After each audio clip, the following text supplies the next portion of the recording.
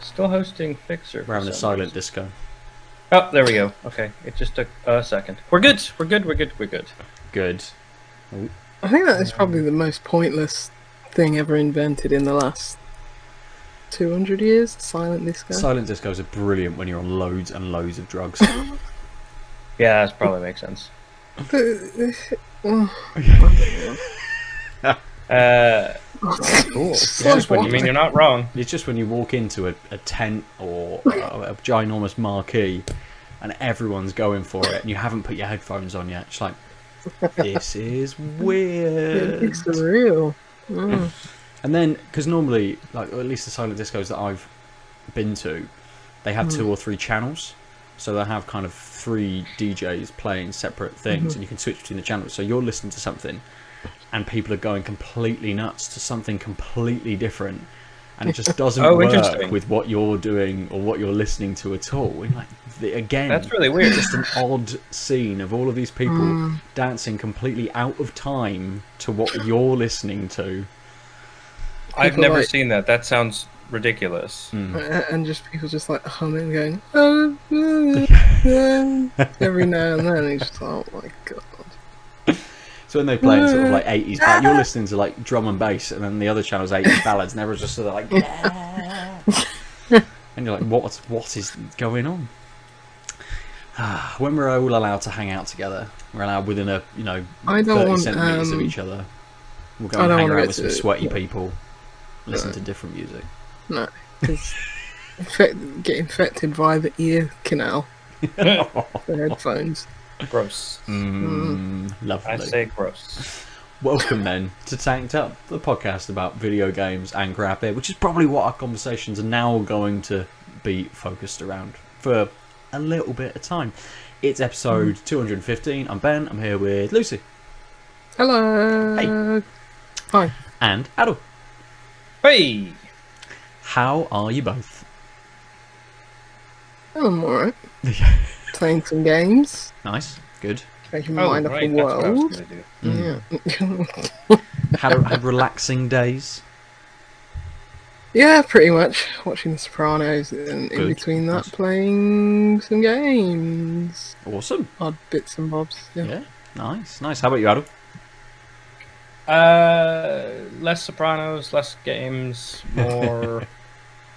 more I don't know, like I went to bed reasonably early, couldn't quite get to sleep, and then just kind of whittled away the day in YouTube / whoops, I fell asleep again. Which doesn't help when I have actual work to do. I'll survive. Yeah, that's fair. Sounds like mine. I just a few days just not slept very well whatsoever. Tired all the time. Now having to wrangle a 3-year-old around, for the last couple of days, and just her saying, "Let's do this," and me going, "Yeah, there's no fight left in me. I just do whatever. I just lie here and be a pillow for you, or be a giant horse for you to just ride around the house." Yeah, absolutely, that's fine. There's nothing left in the tank for me to even argue with you or do something creative whatsoever. I've got nothing left to give. Yeah. So I'm going to do what everyone does when they're at the end of their tether and they're tired. I'm going to drink. Lucy, you're drinking this week. What have you got? What have you got for us? Yeah, I am indeed. I will start off with a beer from Dogma Brewery, and it's called Flying Dogma. Okay. It's a Galaxy IPA. Let's have a look, see if there's anything else. What's the percentage first? That'd be smart. Gosh, I can't even see it. This can is very nice, but there's a lot going on, so wow. Bit hard to see. Oh, here we go. It's 6.6%. Flying Dogma Galaxy IPA. Doesn't give any mention of what hops are in there, but it does say "in hops we believe" around the top of the can, so I assume there's hops in it. doesn't say it's just a single hop Galaxy. Just says Galaxy. It's just called Galaxy IPA. Yeah, right. So I'm guessing nothing other than Galaxy. If they haven't, maybe they just don't really mention hops that they have. I've never had a beer from Dogma Brewery myself, so No, nor have I. Yeah. This is when I saw Flying Dogma, I thought it was like Flying Dog. What's it? Is that the name of the? no, Flying The- Snake Dog. Sounds I'm sure there's a beer called Flying Snake Dog. I mean, like a isn't Greek that just the thing in mythological animal. Neverending Story? Flying Yeah. Snake Dog. They should have called the film that. It'd be more accurate. No, what isn't it? The one with the dog in the name that you see in high street stores. Quite often. Dogfish Head. There's an American brewery called Dogfish Head, I think. Yeah. I thought it was- Dogfish? No, It I'll might look be it up. Dogfish. Dog Dragon. Dog. Flying snake, dog, flying Dog, cat, turtle dog. head, flying, just fucking everything. Yeah. I'll look it up, but this is from Dogma Brewery. Cool. Aadil, what are you drinking? So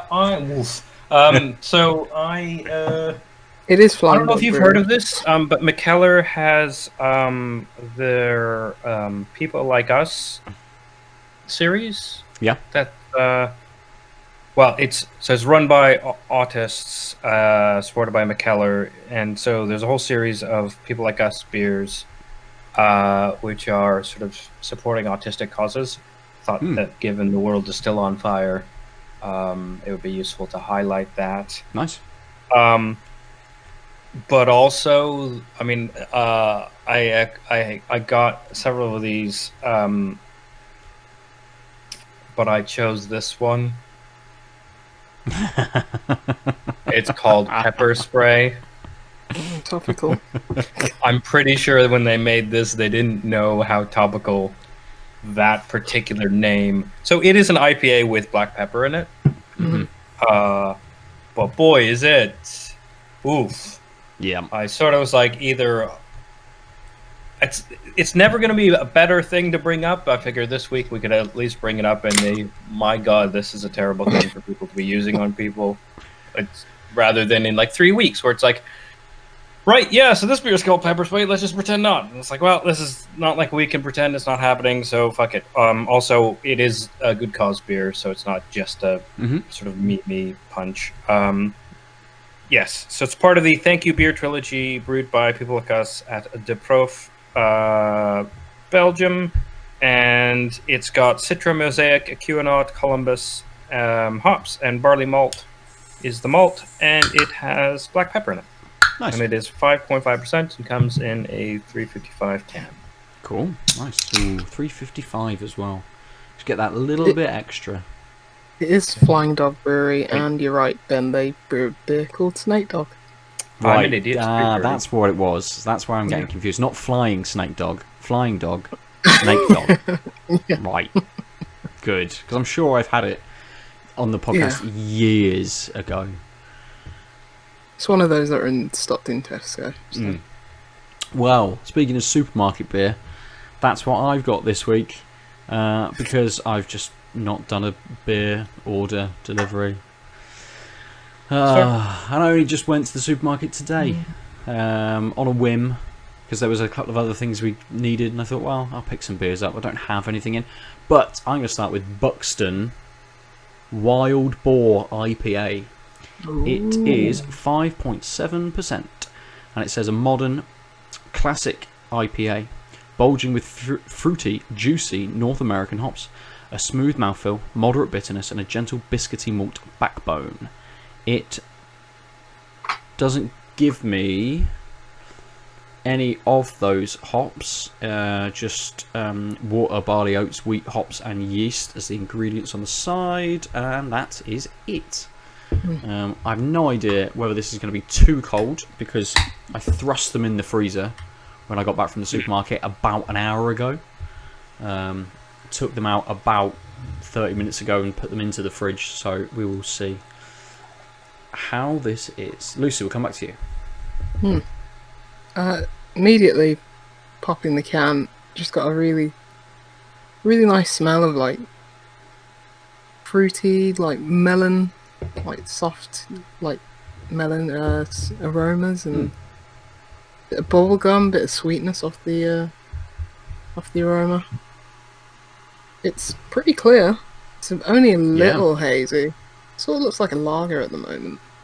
It's probably a bit darker from where you lot have seen it, but it is like really, really like light yellow. That colour that looks like you associate with a lager. Oh, it's very nice smelling. Nice. See what it tastes like.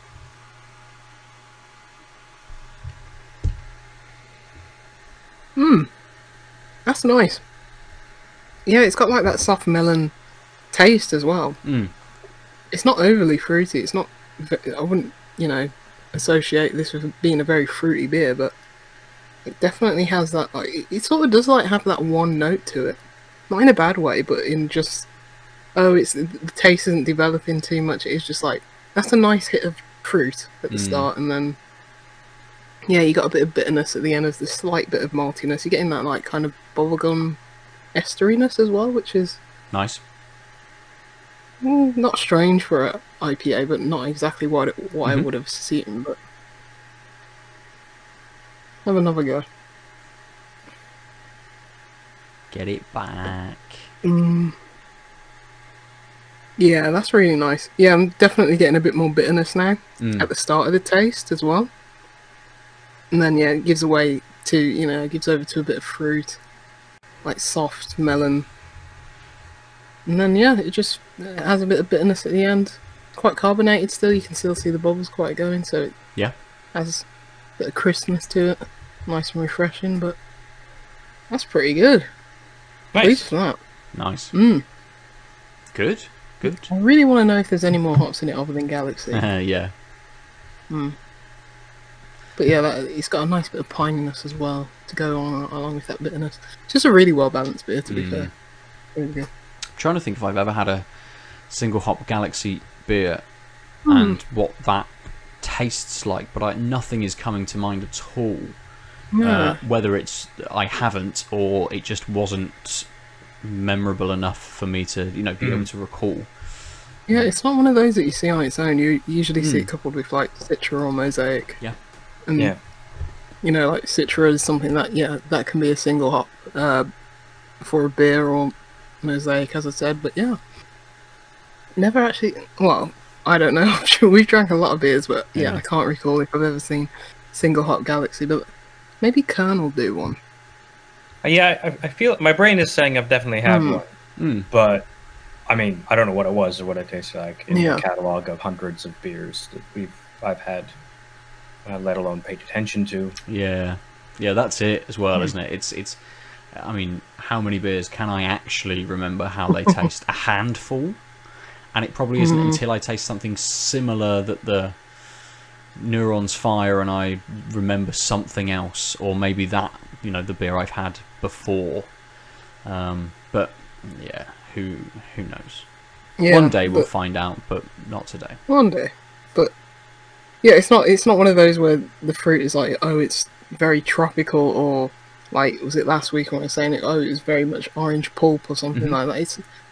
It's much more subdued. It is, as I say, like a soft melony. Like, this is just barely got more taste than water, but it's there, and you can taste it. So it's really good. Really enjoying it. I'm gonna have to seek out more from Dogma Brewery. Where are they even from? I'll try. Kevin Smith's repertoire. Funny. That's what everyone dreams of, is to say a joke, there to be a pause of 2 seconds, and then the person responds with a half glance up and saying funny, and then returning to the task at hand. Yeesh. Is this Serbia? Did it say Serbia? I'm gonna have to Google it. It's just Dogma. Right. Yeah, Dogma Brewery. I don't think I need to Google two people doing it either day. Oh, it is Serbia, you are correct. They're located close to the Aadil shopping center. Or at least their tap rooms. Nice. I don't know if I've ever had They're in Belgrade. beer from a Serbian brewery, so... I'm not sure I have either. Don't know. I'm going to Serbia. Again, find all. memory failed us. Yeah. Aadil, how about your beer? But I got an immediate when I poured it like an apple juice type Okay. waft. And I'm still have that a bit on the nose. There's a slight citrus to it, but again, it's more like a almost cidery in its nose. I'm actually not detecting that black pepper on the nose, which I thought it might sort of come at me, bro. Just because it's called pepper spray. They added black pepper. I assumed it'd be quite literally in your face. Whilst Aadil is sipping his beer, I will just clarify that my beer is a collaboration with Flying Dog. It is. Oh. There on the can, as I said, the can is very busy. You can barely make it out, but it's there. Wow, that is Flying Dog. That is tiny. That's why it's called Flying Dogma. That is clever though. That's a portmanteau of a brew name. Beer.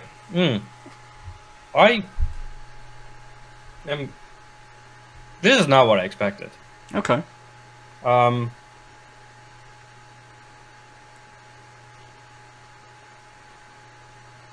mean, I'm getting a little bit of that slight appley, light citrus, more like a non-sweet orange, so not very tart nor sweet, just sort of in the middle citrus. It's quite wet, but there's a slight bittering dryness. That black pepper is there very, very lightly in the finish, in the aftertaste. I suspect it's actually just really lightly there the whole way through, and it might be what's melding all the flavors together. But boy, can you not immediately detect the pepper? Like, this is not what it says on the tin. I'm seeking it out, and I'm like, well, I think maybe it's there, but it also could be that when I say grapefruit to you, and the next time you have a sip of something vaguely IPA, you're like, oh yeah, there's grapefruit there. Like, that's what I feel like. I'm trying to put the pepper into this lack of pepper in the taste. It's like a coppery golden IPA, so slightly more orangey than copper actually, but it's really light, almost delicate. Not what you would expect from something called sort of pepper spray and being like in your face graphically. In your face. Oh, I'm aware. Yeah, it's not though. It's just not an in-your-face beer. As an IPA with pepper called pepper spray, this is like, it's. You could easily call this a pale ale and be like, oh yeah, that makes sense. Like, there's just so kind of light and delicate. It's not bad. I'm just like kind of shocked. Like, Yeah, in that way, it's achieved. The can is very loud. And be like, The beer is very quiet. Yeah. Like, this is like a more chilly, but still sunny day type brisk, like a brisk, sunny day beer. Where like I don't want just some like bullshit bubbly lager because it's so hot I'm sweating my face off. But I want something light and reasonably effervescent, and to just like casually sip in the sun. This would be perfect, but it's just not what I expected. Yeah. Yeah. That's fair. Yeah. How about you, Ben? You can see it's a lot, sort of, lot That looks like hazier. dirty dishwater. It's very. Oh god, yeah, it it's got kind of this- does. I mean, it does. It's got this kind of brown murk to it. It's a little bit lighter than the camera conveys. It looks like if you drank that out of a river, you'd get dysentery. Definitely smells nice. Doesn't smell like that's what I'm gonna get. Light tropical fruit on the nose.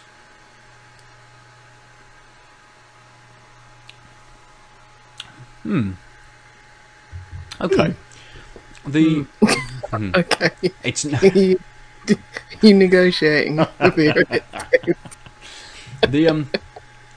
the fruit isn't quite as big in the flavour as it is on the nose, and the flavour does have this this very light bitterness to it that kind of kicks in straight away, and it's almost like everything in the flavour comes straight at you from the start. It doesn't sort of flow between this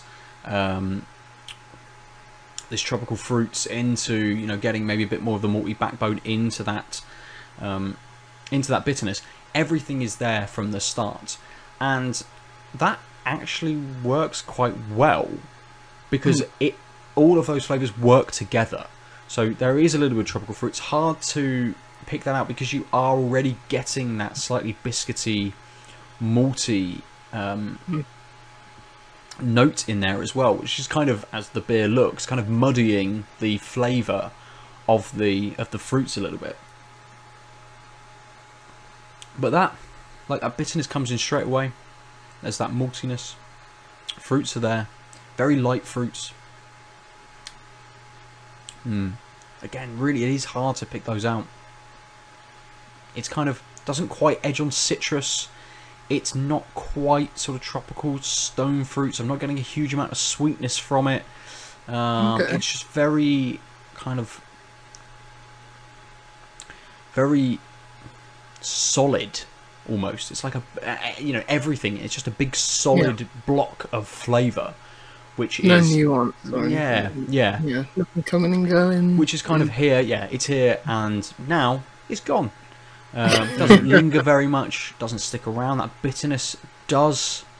That is the lasting element of it. Just that little tingle in the mouth from that bitterness kind of being left over, and it is very dry, so it disappears really quickly. That dryness is there. It just sucks everything out and it's gone. And I need to go back to it just to kind of get that bit, even though it is a, you know, I'm not picking out kind of nuance of how it flows. And thinking, oh, I want to taste this again because what was that just in the middle there? What did I get there? It's just take it again because it's gone really, really quickly. Yeah. Just shows its hands and then folds, basically. Absolutely. What was it? 5.7. So it's not super light, but it's a little on the lighter side. It does say juicy North American hops. I mean, I wouldn't even guess, to be fair. Yeah, moderate bitterness, gentle bisky malt backbone. I mean, it has all of those things, but it is just a block of them, just a solid solid block of all of those things. I know what you mean. Yeah. So yeah, that's a shame. Yeah, I mean, it's all right. It's fine. I polished mine off. Smashed that back. Because it is really nice, yeah. Good. How many beers did you bring this evening? 2, but there's more in the fridge. So just in case. I can pop off in my inevitable toilet break. Yes. So. Do you want to open another beer now while we're chatting about it? Oh, no. I'm okay. Let this one settle. Fair. Right, well, we'll start with you then, Lucy. What do you want to talk about this week? Nothing really in particular. I've just been, I think, just anticipating The Last of Us. So just been playing odd bits and bobs. Yeah. There's an itch bundle, which I believe, did we all buy? I think so, yeah. Yeah. $5, and now you get 1,000 itch games in that bundle. And it's that's a crazy number of games, but yeah, I just scrolling through them. I mean, aesthetically, it's easy just to scroll through. It's like, oh, that looks like something that I might like. That's exactly what I did. But I can see what that is in the thumbnail. You know, I don't need any explanation. I'm probably going to enjoy that. So I played a game called A Snake's Tale, which is basically this grid-based puzzle game. I think there's about 75 levels or something like that, and it's like one of those tile moving games. So it's like, oh, I gotta get this snake into this hole, but there are these other snakes in the way. I've got to move these snakes to other parts of the grid to make way for the main snake to get into the hole. And it adds different mechanics, like, oh, this snake can be, you know, this snake expands in size once it eats an egg, or these snakes can't move in this particular direction, or this snake can be dragged from either side. It's like a two-headed snake, or It just adds different mechanics in there. It's really well. I finished it in a couple hours. There are a few challenging levels to it, but yeah, it was just one of those. It's like I'm just gonna pick it up. I enjoyed my time with it. It got me thinking. It got me thinking about things other than the terrible world that we live in. So, yeah, that was good. That's useful. Yeah, but there's some really good games in that bundle, like Minutes in there. Yep, a short hike. A short hike. Yeah, I was gonna say it's a short hike, which you both recommended, and I hadn't actually played yet. I think you might have had that in Humble Choice. That's what I think I already own it on something. About but 4 I was like, times, you know what? probably. Yeah, but I was like, you know what? I've got the itch app. I'll just install this because, like, at the that will stats wise, it'll show people who are playing these games in this bundle, and that might matter versus installing it off of Steam or whatever I put it on before. If I own a game on itch, I tend to play it on itch rather than Steam because it's like, I want to support that. I think what I read in the bundle description, you can't play any of these on Steam. They're not Steam codes. Yeah, these are all itch. Yeah, these are all itch download install. Because sometimes they give you a Steam code as well in like a bundle like this. Yeah, but no. Yeah, the itch client is cumbersome compared to like slick, non-community grassroots games. Right. But I mean, to be honest, the fact that everything comes with its own installer means like you don't really need like you can just go from your browser, hit install, download the installer if you want. So I guess the only thing that niggled me was that so you can't actually see the when you buy collections, because I also bought the GDC Relief Fund package a couple months back, and your itch library doesn't, even if you buy a bundle, it doesn't sort of tell you these are the games in that bundle. On the website it will. On the website you can click on the bundle and then it'll give you a list, and then you can download the installers, but the only way to install off of the itch platform is to go to the library, find the game, hit install, and it'll install to your default location. But again, that's not sort of the point. It's just more like a warning, like, they've got a client, but it's not exactly it's not like the other clients you sort of get even from Origin and the Uplay sort of have a more centralized thing, because it's not a centralized thing. But also these are all not a bad client. It's not a bad client, but it's something that I agree. I don't use it as much. I just download straight from the website and play it that way. Because usually I just delete them off my hard drive anyway once I'm done with them. Because a lot of these games are short. But yeah, I played Snake's Tale and Spring Falls. I think it's called Spring. It's either Spring Fall or Spring Falls, which is like a hexagonal grid-like puzzle where you're basically moving tiles up and down. It's basically seen as like on this cliff face, and there's like a waterfall, and you got to make the water trickle down in a way so that all these plants can grow. And it's a tile-based, grid-based game.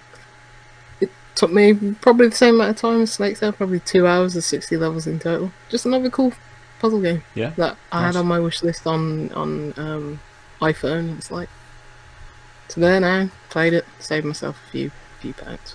Was also donating to charity. Yes, so I am. I mean, I picked it up when it was. I mean, what was it at first? 700 odd games, 750, 740, something like that. Something like that, yeah. And I picked it up knowing that yes, I played a few of them, but actually there was still a reasonable amount of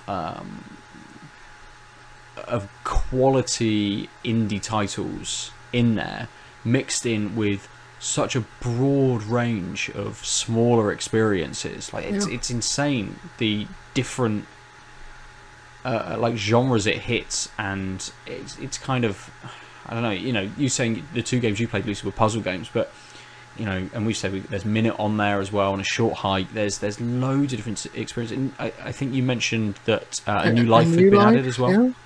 Yep. So I'm going to play that one there. Yeah. Yeah, there's tons. Visual novels, RPGs, tabletop games, like multiplayer games. There's a lot on there. So Yeah, yeah, and you definitely will. worth picking up. It is, and people will find something that they either haven't played or will.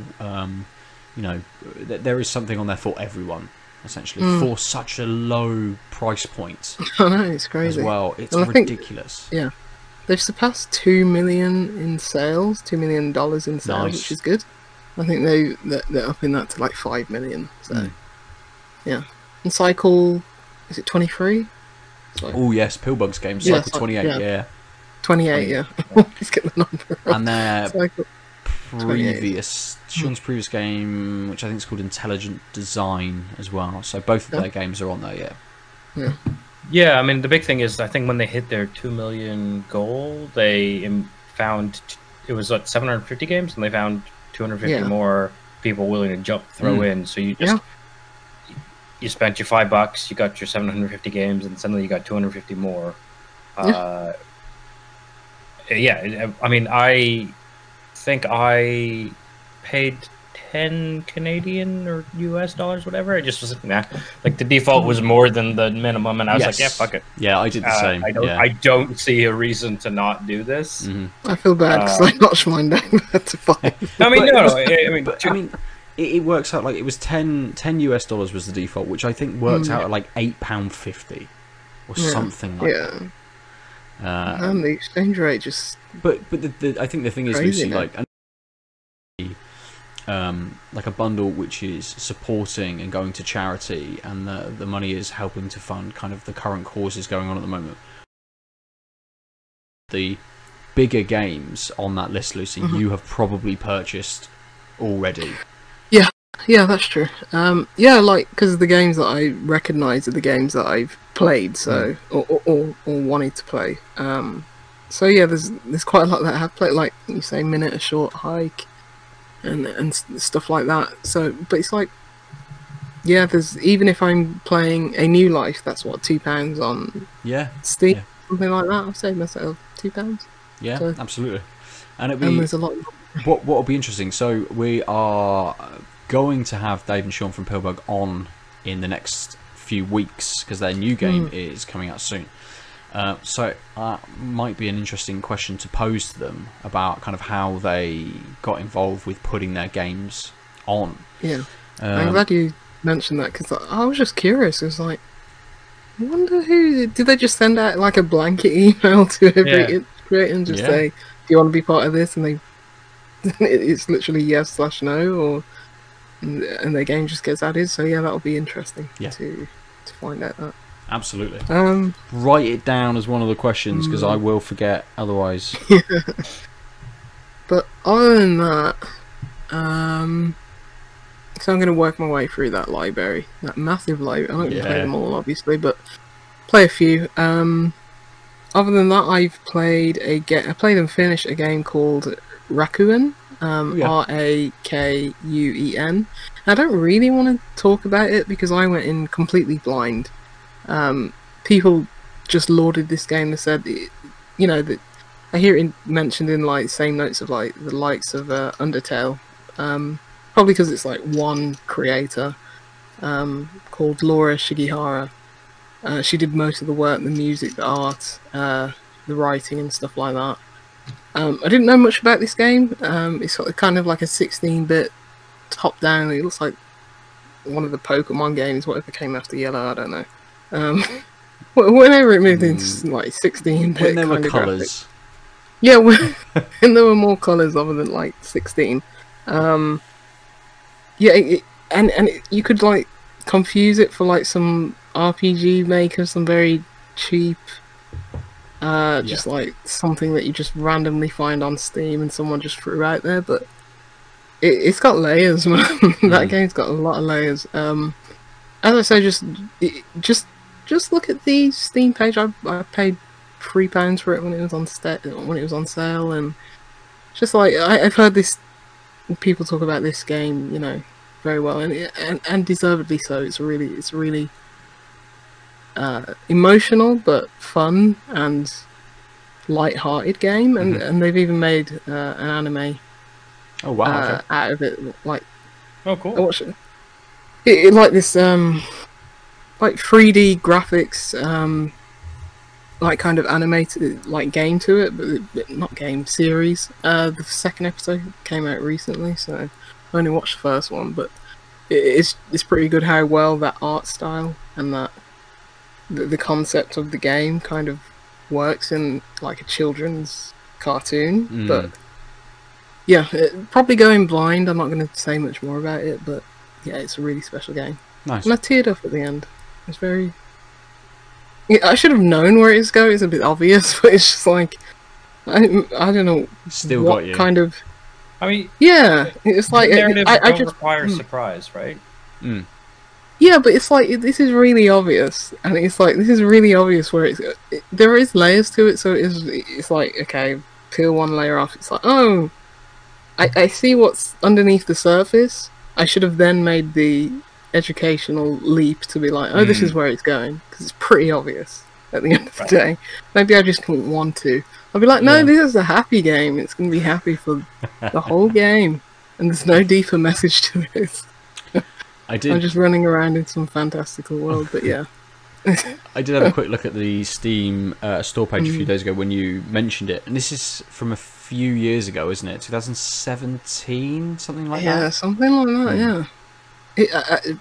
I heard someone talk about it on like a podcast, can't remember which one, but they were saying like which indie doesn't get enough notice, like, you know, and like Rakuen. Maybe it's because it's only released on PC, but still, like something like Undertale was only released on PC. Yeah. You'd think more people would talk about this game, because I mean, hey, I preferred it to Undertale. Love Undertale, and maybe I just didn't get it. It wasn't exactly something that hit on a note for me, but yeah, I'd recommend this over Undertale or something like that. So. Nice. Do you know if the creator has made anything else? No, I don't know if she's made anything else. I think she might have been the composer or something for stuff like To the Moon and A Bird Story, which are also lauded. I have both of those on my Steam library. I'm planning to get round to them sooner rather than later, but yeah. Oh wow, so she's done a lot of work. Yeah? So she was lead composer and sound designer for Plants vs. Zombies. Oh, okay. As creator of Rakuen. She's worked on everything from World of Warcraft to co-creating the ending theme song for Minecraft: The Story of Mojang, and also worked with Yasunori Mitsuda on the official Square Enix Chrono Trigger Chrono Cross 20th anniversary album. Wow! So she's incredibly talented. Already needed to play the game, and this just further proves it. Yeah. She did Blood Elf Druids for World of Warcraft. For those of you who know World of Warcraft. And some Super Meat Boy stuff. Anyway, yeah. So yeah, incredibly talented. Crazy to move from game composer to game designer. Yeah, but you know what? When people are talented, they just seem to just be talented at everything. Some people really God are. just dishes the talent out to some people and none to others. I mean, it's one of those where we don't know. We don't know how long it took her to make this. It could have been something she was working on for years, just in her spare time. You know, she thought maybe she just had a story to tell, and this was the best way to kind of get it out there while she was doing, you know, standard paid work. You know, so maybe we should email her. She'll ignore it, but maybe we should. Compose our theme tune. But yeah, it's not something that I thought I'd gel with, like this kind of anime Pokemon looking game, but it really did. But yeah, that's probably it for me this week. I'm playing Bioshock for the first time ever, but people know Bioshock. I'm 13 years late. Are you playing it on Switch? No. No, I didn't think you were. That gave me the kick up Switch, right? Yeah, I didn't know has. That. Yeah, because this is one of my white whales, and it's like Wasn't playing games around that time. I really want to get to Bioshock. I know how much people love it, and the story has. Well, I got to the game part of the game with the twist. I won't say what the twist is because people know what the twist is, or if they don't, yeah. I will bring nothing to this conversation around this twist. Mostly because I have no idea what's going on in the story. Fair enough. I'm very much enjoying the gameplay and the kind of. It is an immersive sim, just that kind of freedom that you get. I dropped it down to easy because it's like I'm not playing a game from 13 years ago on even medium nowadays. I just want to get through it, see what the fuss is about, see what the story is. Yeah, that's fine. I think that's the key. Is if you're playing for like catching up with the zeitgeist, or because it's well known for its narrative, then there's kind of less of a point, unless like you really are digging the gameplay. I personally would rather start easy and then like ramp up if you're like, oh, actually, I wouldn't mind this more challenging because I'm enjoying the gameplay so much. I considered that, and then I was like, nah, I'm still enjoying the gameplay. It's still fun, you know, even though I'm just mowing down big daddies with like 2 grenade launchers. I'm still enjoying it, you know. Sounds great. I mean, to be honest though, let's like in this current climate. Sometimes just having wins. This is the thing you need. It's like, this game is scary. I don't want to be scared. I'm a wuss. I don't want that. I'm playing with headphones on, it's really good. Yeah. I can't remember why I stopped playing it, because I started and then just put it down and never went back to it, and then never played the second game. But then did play Infinite. Bioshock Infinite, when it came out on PS, not when it came out, it was a PS3 PlayStation Plus game towards the end of the PS3's 2013 lifetime. Like January, it came out like February, March or something, or maybe even later that summer. Yeah, I remember renting it and enjoying it. Yeah, a really pretty game. The gameplay, I think, okay, in another like distant world, you know, universe, I would like to go back to Infinite. That's just not going to happen. But I'd love to see what it's like having this context and you know, appreciation for like the immersive sim gameplay that the original has. So yeah, it's not going to happen. But I thought the story in Infinite was like, I don't know what's going on. These lighthouses. I mean, yes. Yeah. I tried to dig into it after the fact. That's like right at the end, isn't it? It's kind of like, oh, there's this bigger narrative going on that we'll just chuck in right at the end for you. I was like, what is this? This seems kind of interesting. I tried to like dig into it like after, and it's like, yeah, nobody knows. Yeah, nobody knows what this is about. Ken Levine just. He came off his drugs and he was like, you know what? Put in a lighthouse. Yeah. He probably woke up on a beach next to a lighthouse and like, I'll just put this in the game. I was going to say exactly the same thing. Ken Levine just suddenly just went, I know, this is it. We'll chuck it in. Chuck it all in. It's probably high on cough drops. Are you guys looking forward to Bioshock 3 that was announced a little while ago? Was it? Yeah, they're working on a new Bioshock. Didn't the studio disband or get shut? I think it went tiny. Right. I can't remember if they shut it completely or they changed their name, maybe. Possibly. Something happened. Ken Levine's gone, basically. Yeah. But I think 2K announced that. Yeah, we've got a studio and they're working on it. I'm intrigued. Like, I was intrigued before having this context, but I'm intrigued.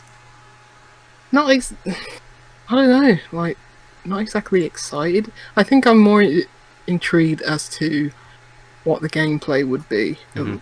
Like, returning to Rapture, it's like, what's the point at this? Yeah.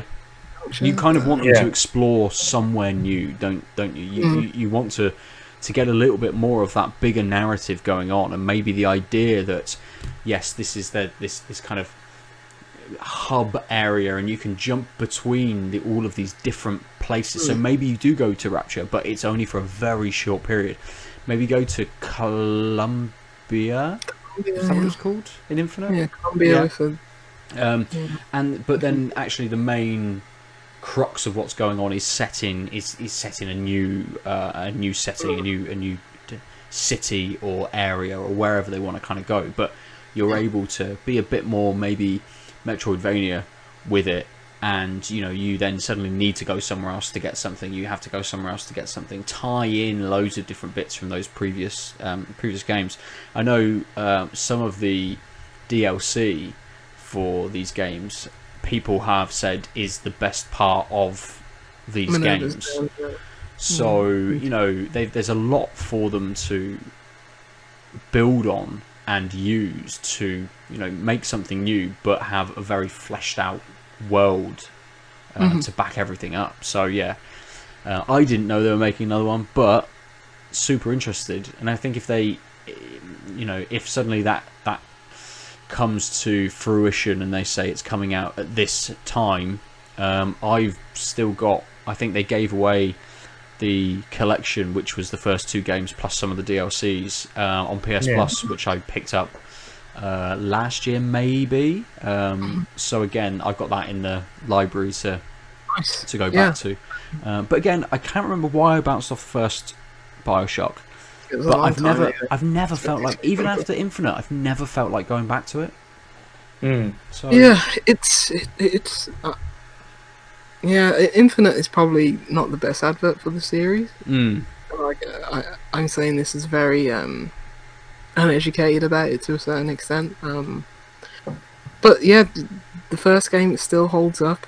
I'm playing it on backwards compatibility on 360.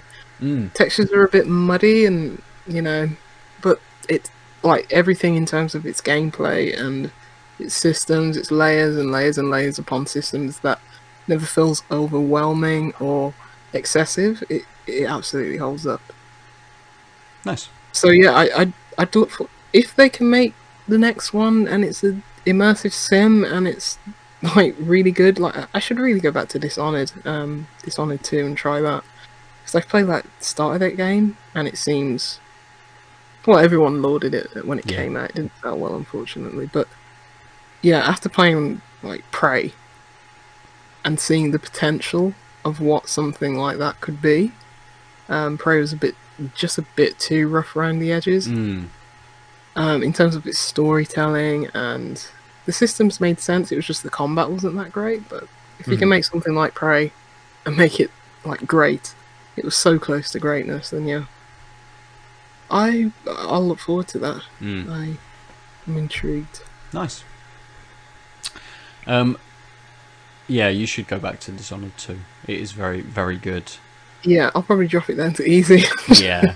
I think even when I played it, I might have dropped it down from, or to at least the next difficulty down from what I was playing in the latter stages of the game. Because I don't like first-person stealth, so maybe dropping it down to easy, where it's like, if I get seen, it doesn't even matter. I'll just slice through these guys. Yeah, and again, you can play it in that sort of way. It does benefit you to be a little more stealthy, but you can be quite aggressive in the way that you play Dishonored. And I still think, having gone back to Titanfall 2, years after everyone else played it, and enjoying the Titanfall 2 time travel level, I still think the Dishonored 2 time travel level works it a little bit better. Yeah, I don't know that. So we can talk about that at some point, Lucy. Was good, great even, but I don't think it was the second coming of Christ like everyone else was. Wow, every game should be this. Yeah, but I was like, this has been done before, guys. People have time traveling in games. Yeah. The Cave. Did anyone play The Cave from Double Fine? Yeah, a long time ago. Favourite Double Fine games, yeah. There was a time traveling level in that. That's where they got the idea from. But again, there's plenty Ron of Gilbert. plenty of puzzle games out there which work with you know, moving between another state or another dimension or another plane or whatever they call it, for you to get past objects or make your way around a different, you know, a blocked area, or to defeat some people, or just even to stop people from getting you, type of thing. Yeah, there's tons of games with those kinds of things built into them. And I think it was this the Sojourn, I think is the name of the puzzle game. First person puzzle game. Yeah, first person puzzle game in which you were jumping between a light state and a dark state and able to do different things within those. So yeah, there's tons of games with that kind of element to it. I think the difference with Titanfall and Dishonored was that it's almost kind of a bit of a gimmicky kind of level, but they are almost the standout parts of those games. Yeah, nice. Yeah. Let's do a feature on that then. All the games that do time travel. I'll write that one down. That's a lot. What's that game called? Is it called The Silent Age? Which is like a 2D point and click one where you're basically travelling between like the 70s. Oh yeah, totally was the Silent Age. Yeah. I enjoyed that. I didn't play that. You'll be shocked to find out that I own it, but I've never played it. Oh my god. Kills trees. Very shocked. Yeah. Yeah, I know. There had to be one. It's true. I could absolutely write a feature on it. I'm currently writing a review for a game, which I didn't. Has he got The Last of Us everywhere? No, it's not The Last of Us. It is not The Last of Us. Last of Us Part 2. I wish it was, but it isn't. I don't even know if I'm allowed to tell you that I'm playing it. I think I can. There's nothing. I don't think there's anything in the email that says I can't say that I'm playing it. Oh yeah, I mean usually not. Yeah, I started. I have been playing Summer in Mara. I'm looking that up because look it up. Look at the thing. I don't know what I'm allowed to say. I can't remember what I'm allowed to even talk about. But there's an embargo for next week. So next, I don't know whether it'll be. I don't think I'll talk about it on the podcast because I think next week we've got a guest. So I may not have time to get it in, but I am writing a written review for it, so that will appear probably on the embargo day, maybe on outoflives.net. As my previous PlayStation feature has just come out, if you're interested in how I feel about PlayStation and how I've grown up with PlayStation, you can go to outoflives.net and you can read all about it. Which Lucy very kindly edited for me. Thank you very much. And edited very, very well. Made lots of excellent suggestions. But, like I say, I can't talk about that one today. I'll talk about something else in a minute. Lucy's down on the floor looking for something. I'm going to open another beer. I know Lucy's ready. Are you ready, Aadil? I will be shortly. I'm just going to rinse my glass. But luckily, because I live in this flat, I can just walk 3 paces behind me. Good. Okay, Lucy, you keep rummaging around doing what you're doing. Sorry. Back in a sec. I'll open my beer. Oh no, Lucy's pouring. What have you got, Lucy? What are you pouring? What is it? Yeah, sorry, dropped something. I have a beer from Brewery De Molen. Oh, nice. Hey! Huge man. Hey! It's called Zon and Zee. Z-O-N and Z-E-E. Yeah. Say. Which means sun and sea. It is a summer golden brown-ish ale. And it's 4.1%. I can't really see any other information. Their labels always look super, super full, though. Oh, yeah, sorry. It's on the front, that's why. Yeah. I was looking at the back. Ingredients: water, barley malts, golden promise crystal, bitter hops, Challenger Golding, top fermenting yeast. Yeah. Nice. Classic Brouwerij De Molen, 330ml bottle. Simple as. Tells you should enjoy it 6 degrees. Yeah. Nice. It is, as it says on the bottle, golden brownish in colour. Slightly off-white head. Ooh, Yeah. nice. Ooh, that Kind looks of looks like an good. amber ale from Yeah. your wheels. A bit lighter again. Yeah, a little sort of bronzy red hint to it. Yeah. I do like. Coppery look to it. Yeah, I do like how De Molen have never changed. Well, not never, but at least since we've started this podcast, and I've known of them, they just haven't ever changed their labels. Like all of these other breweries which go through rebrands and, you know, try and modernise a little bit or change kind of what they're doing on their cans after they've come from bottles. De Molen, just smash it out. Yeah. Just the same every time. They're the Dutch Colonel. Yes.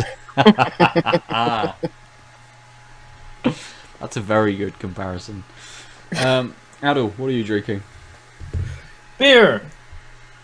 What kind of beer are you drinking? You know, I know I've said that joke.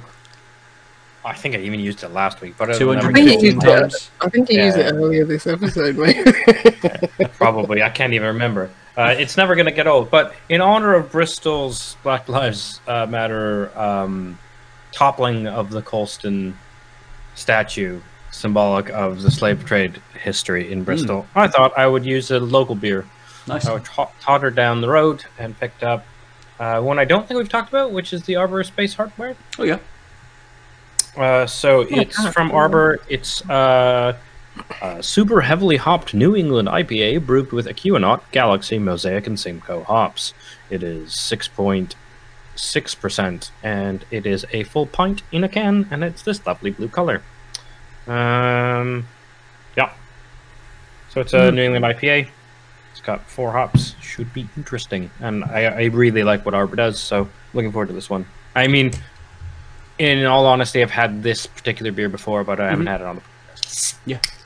It's not going to be a surprise like it was lime last week, wasn't it? The lime. It was 2 weeks ago, I think. Yeah. Citrus Maximus, I think, wasn't it? Yeah. Yeah. Which I don't remember the conversation. Yeah, I had a couple of days later. I remembered the conversation because I thought exactly the same as what you had said.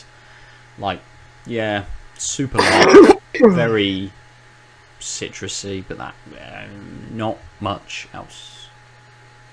The Space Harbor is a good beer. I've had it before. Yeah. Same, yeah.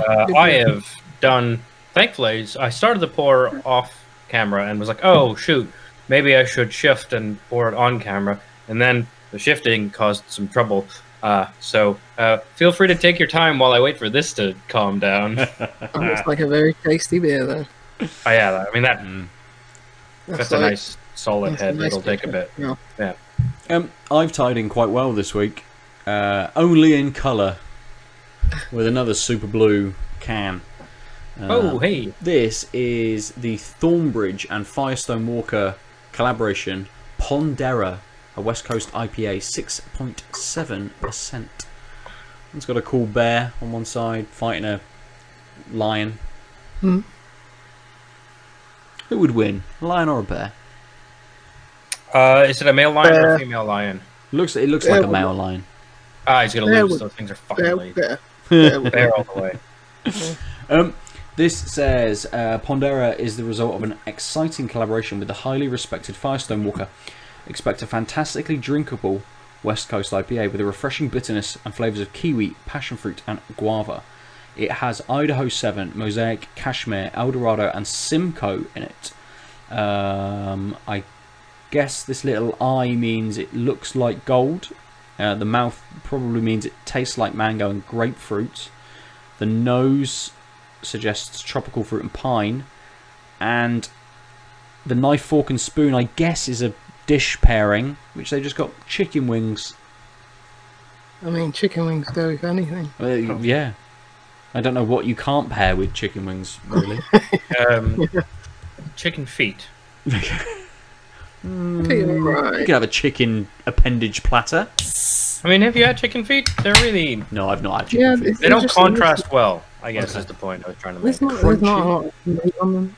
If you just deep fry them, then I mean, anything deep fried tastes good, to be fair. But the chicken feet are not the worst.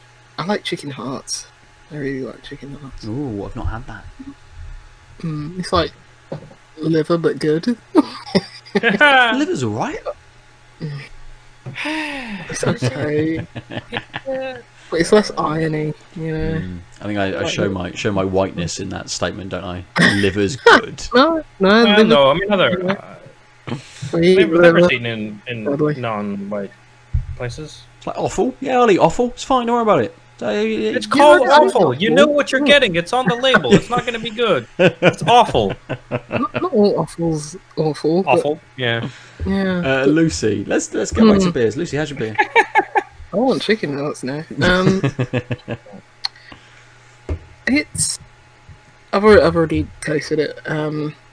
It's even though like there's still a bit of carbonation, like you can't really feel that. It's very soft. It's very like smooth and easy. I don't know if I'm. Well, it says enjoy it like 6%, so not 6%, 6 degrees.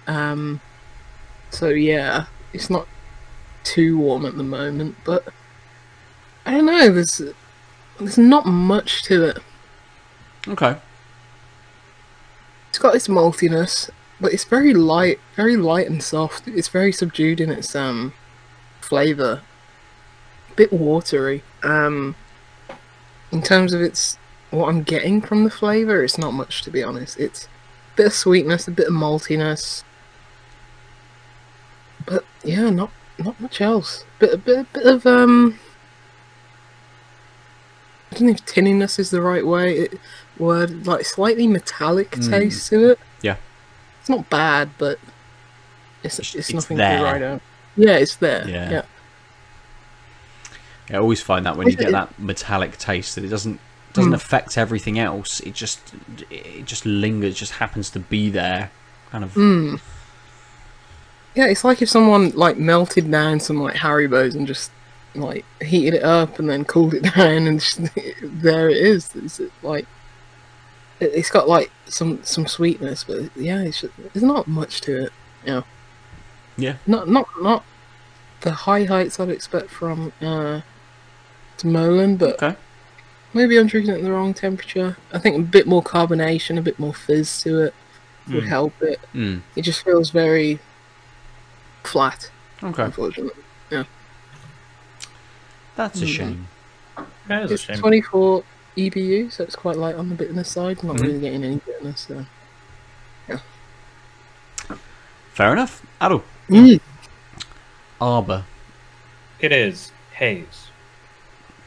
I would say sort of natural honey that's almost half crystallized haziness. Like it's really, really opaque. It's got that honey color, slightly more orangey. Smells fucking lush. The nose is not too powerful, but you're getting some citrus, some tropical fruit.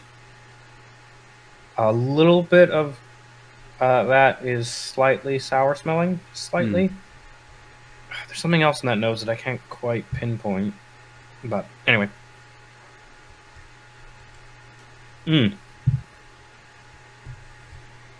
It's a very satisfying beer. It's really wet. Despite the sort of large head, you can see it dissipated reasonably well in a minute or so. It's not that. It's actually a little flatter, like in bubbles, in carbonation. That's the word. Than I was expecting. Look at all those bubbles. That's what the little sisters call in Bioshock, the big daddies, Mr. Bubbles. Yeah. It finishes slightly bitter, but still kind of wet. And like the mouthfeel it doesn't dry you out. The bitterness is so low that it doesn't sort of artificially make you feel like replacing the bitterness. So like you can take this at a leisurely pace. It's tropically in somewhere between like a light mango and some passion fruit. almost like there's a melony something in there. Mm. The bitterness sort of hit, like, the taste is actually quite quick.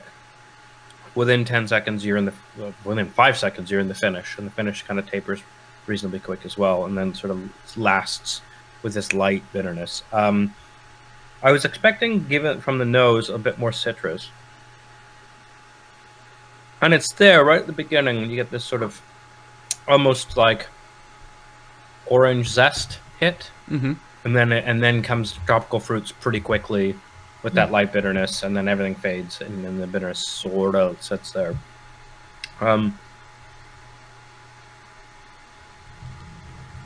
Sort of a lot going on, and everything's sort of shifting and taking turns. It's extremely satisfying. This is very refreshing, and similar to the people like us pepper spray. This is like a good kind of more chilly summer beer. It's not super bubbly. It's not super in your face. It's not like so bitter that you're just going to be quaffing it and slamming it back because it's hot, and the bitterness sort of helps with that. It's a nice sip, stare off as the sun sets. IPA. Nice. That's the second time you've said pepper and chili, and I wanted to make a joke, but I'm not the pun master. Hey, it's fair. You coulda. Yeah. Couldn't tie them together that well. Yeah, I find actually, on that note, I've made a bunch of different types of chili in my past. I've never succeeded with adding alcohol to chili and making it worthwhile. I've added beer to certain things, but I've just never had it. Like, I've even like coffee grounds in chili. That's a thing you can do. It's really interesting. Dark chocolate's excellent. If you've got a chili that something's missing, I almost guarantee you, even milk chocolate will do a little bit, but like that cocoa just helps round out a chili really well. But I've never quite figured out. It's not beer. I don't know. It seems like because it's like such a it's a whole bunch of different flavors in a pot. Like you could just like there could be something you could like throw in to like make a really unique taste come out of it, and I've just never found the right alcohol for that. Some habaneros in some tequila. Oh, I mean, yeah. I have chili that I cook for people in my house and not all of them like spice, and then I have chilies that I would prefer, which is like, hey, sometimes this is just a vector. I mean, this is actually why I like something like chocolate in there, because it makes it so it's not one-dimensional, even if it's super spicy. It helps like expand the flavor profile without taking away from the fact that I want it to kind of burn my face. Yes. Anyway, I think chili powder or like chili flakes or hot pepper sauce goes in everything I do. Yeah. I've been trying to be better about revisiting the other tastes well than just be like, well, I can always just add some spice, some hot spice. We'll just mask everything with some chili paste. Well, yeah, so that's the end of Chili Corner. How's your beer, Ben? My beer is very, very translucent. Clear, Jesus. I can almost see each of you through the beer. I could probably just about make my face out look. It's very, very sort of golden in colour. Barely any head to it whatsoever. And again, still bubbling. Like your first beer, Lucy, still carbonated, still going even after the head is dissipated. It's almost got this weedy sort of nose to it. There's a little bit of dankness to it, and that comes through in the flavour as well.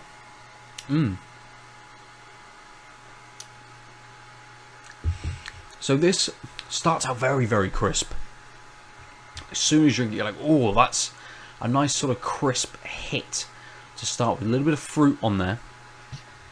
Can't remember what they said, but guava maybe, a little bit of passion fruit. Guava, interesting. Yeah, kiwi, passion fruit, and guava, they suggest. But it kind of... There's this little... little bit of bitterness in there as well. Not much at all. Maybe even less than the Buxton, which was quite kind of quite subdued against everything else. And the bitterness in this is maybe making that end note a bit more grapefruity. So it kind of just bitters very slightly. So those tropical fruits just make a little bit more of a grapefruit flavour kind of on the end. But those initial flavours that you get, that with that crisp sort of hit.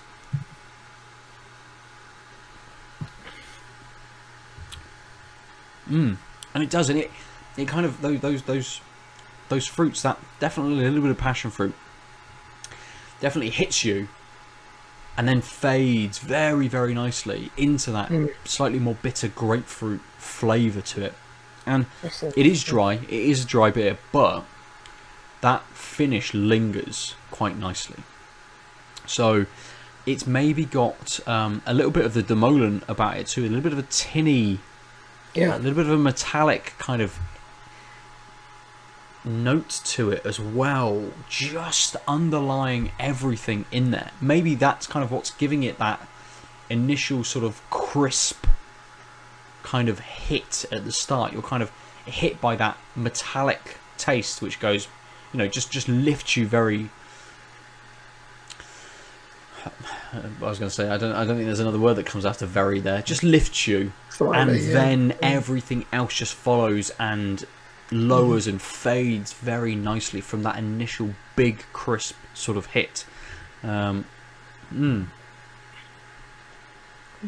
that you're enjoying it. Yeah, I mean, I know as well it said it had maybe a little bit of a piney note to it. That's maybe in there with the, you know, masked a little bit by that kind of by that flow into grapefruit. It is maybe just in there, and maybe again that's what's pushing me more towards thinking that it's a grapefruit kind of finish to this. You know, those fruits melding with that pininess, just making it feel like it's more of a grapefruit kind of finish. I'm sure did I read grapefruit on here at some point? I'm sure I did. Or did I just mention it 40 minutes ago? And yes, yeah, exactly, yeah. No, it does say, so that's interesting. So in the flavour text, it says, expect a fantastically drinkable West Coast IPA with a refreshing bitterness and flavours of kiwi, passion fruit and guava. And then, on its list of things, so it's got an eye, which would tell you the colour of it. It's got a mouth, which you would expect would tell you the flavour of it. But that says mango and grapefruit. So flavours of kiwi, passion fruit and guava, but it also tastes of mango and grapefruit. I can see why there's that difference on there, because you do get those initial flavours of passion fruit, and then it does end on that kind of grapefruity note. Not sure I'm getting. Well, yeah, the guava is there as well, but the kiwi, very hard. I don't think I've ever had a beer where I've been able to pick kiwi out. Maybe I just don't eat enough of them to be that familiar with the flavour to kind of to take from everything else. Yeah. I feel like someone like Fierce Beer have probably done a kiwi beer. Well, probably. Yeah. I've heard there's quite a few kiwi beers in New Zealand. Yeah, you're not hitting it today. We all knew it was going to happen. Like, let's just. It's 215 episodes in, Lucy. You knew it was coming. Yeah, but you need to step up your game, though. The quality's dipped. I should have looked up and just said. See, it's never been about quality. Look, there's good ones and there's bad ones. The quantity's never going to change. Sure. Some of them are going to be decent, and some of them are going to be indecent, and some of them are going to be crap. You throw something at a wall long enough, one of them will stick. Yeah. Yeah, this is no like cooking the pasta until you're sure it's al dente and you throw it at the wall and they all stick. This is like, I cooked it for a bit, let's see what the fuck happens. And most of it hits the floor. And then your partner's like, why are you throwing pasta? Yeah, apparently that's not a good way to tell. I think if it sticks to the wall, that means it's overdone. It also depends on what kind of wall you have. Yeah, if boy. it's made of Velcro, then you know some things will stay. Some things will. Velvet-lined walls. You're probably not Well, no, like cooking if your you- own if you pasta had, if like, you've got tiles, velvet-lined like, if you walls. had a- are you? If you had a tile backsplash that was recently cleaned, more things will slip off of it compared to like a painted wall. True. If Yes. it's a matte painted wall versus an eggshell painted wall, again, you're going to have different pasta sticking variants. Again, right? Like do you think white pasta versus wholemeal pasta makes a difference as well? is as to how sticky it is when it's cooked al dente. That's I don't want to interesting. hear any. Let's move on. And folks, what you just witnessed was us passing the pasta corner. Conversation give me an aneurysm. So, I hope it hasn't, Lucy. But I kind of wanted to touch a little bit this week on. I can't talk about Summer and Mara yet, but I can mention that I'm pretty sure I must now be in the last fight of Final Fantasy VII. I've got to be. I've been playing this game for fucking hours. And I haven't. I forgot to play it again. I mean, I don't know. I've had minor spoilers, but okay. I mean, so there's a fight at the end of the game which isn't in the original. Isn't in the original. Yeah, I was game. going to say, if you hit the point where the path of FF7 Disc 1 and FF7 Remake have diverged. Yes. Yeah. From what I understand, that's like Act 3, if you can call it that, like the end of the game. Yeah. Yeah. So I did the fight on the highway out of the city. After you've been in the shipping building. Hair looking? It's just as pristine as the start. Hasn't even moved. Hasn't changed. And they've thrown me then into this series, or Final Fantasy has always had these boss battles which have these phases, and you go from boss forms. Yeah, and mostly that comes with the big bad, kind of with the antagonist. That kind of at the end of the game they have maybe 3 forms you go through. I've been in this battle now, and I think I was on the 5th phase or the 6th phase, maybe. And then I had a bunch of cutscenes, and then I'm thrown straight into another battle. I'm like, oh, all right, okay. So the battle in this game is quite sort of sparse through a lot of it. There's a lot of walking, moving around areas, doing a few sort of things, having a few battles. It is all it's all very prescribed in that regard. Final Fantasy VII had those random battles where you could just run along and suddenly, the roll of the dice meant that you got a battle at that instance. So you fought it and you moved on, and you may have walked on the world map in the original 3 places, and you got another battle. This is all. Yeah, here is every enemy that you will encounter on the map. They're all set in their places. Obviously, all the bosses come in their spaces. You move into a new chapter, and everything is quite set, and it's all very linear. And the beginning of Final Fantasy VII within Midgard was like that. It was all linear. You had a few elements where you maybe backtracked a little bit, but not much at all. This, again, is very linear, but hasn't felt kind of true to that JRPG sort of style of having sort of random battles and things. And that's fine, because I actually really like the battle mechanics and feel that it's a little bit hard done by, that I haven't been able to experience it a little bit more. I'm not getting random encounters to jump into. Anytime I see enemies, I'm like, yep, run straight towards them, I want to fight them. Let's do this. And now, on my 5th phase of a boss battle, and then moving straight into a completely different enemy and doing this boss battle, I'm thinking, I'm a little bit bored of this now. Yeah, you know what's... I mean, I don't know anything about Final Fantasy VII or Final Fantasy in that respect, but it's just a shame because I hear so many people that when they start playing this game, you know, and it's the best thing ever. It's a complete nostalgia trip. Everything's great. The music, the combat, the look of it, you know, it's beautiful. Everybody loves it, and then everybody has literally that I've heard talk about this game is like, but I haven't finished it. And then when they try to finish it, they're just like, this has gone on way too long. Yeah. And I think it's a shame because this seemed like it may well still be, but like a game of the year, like runaway.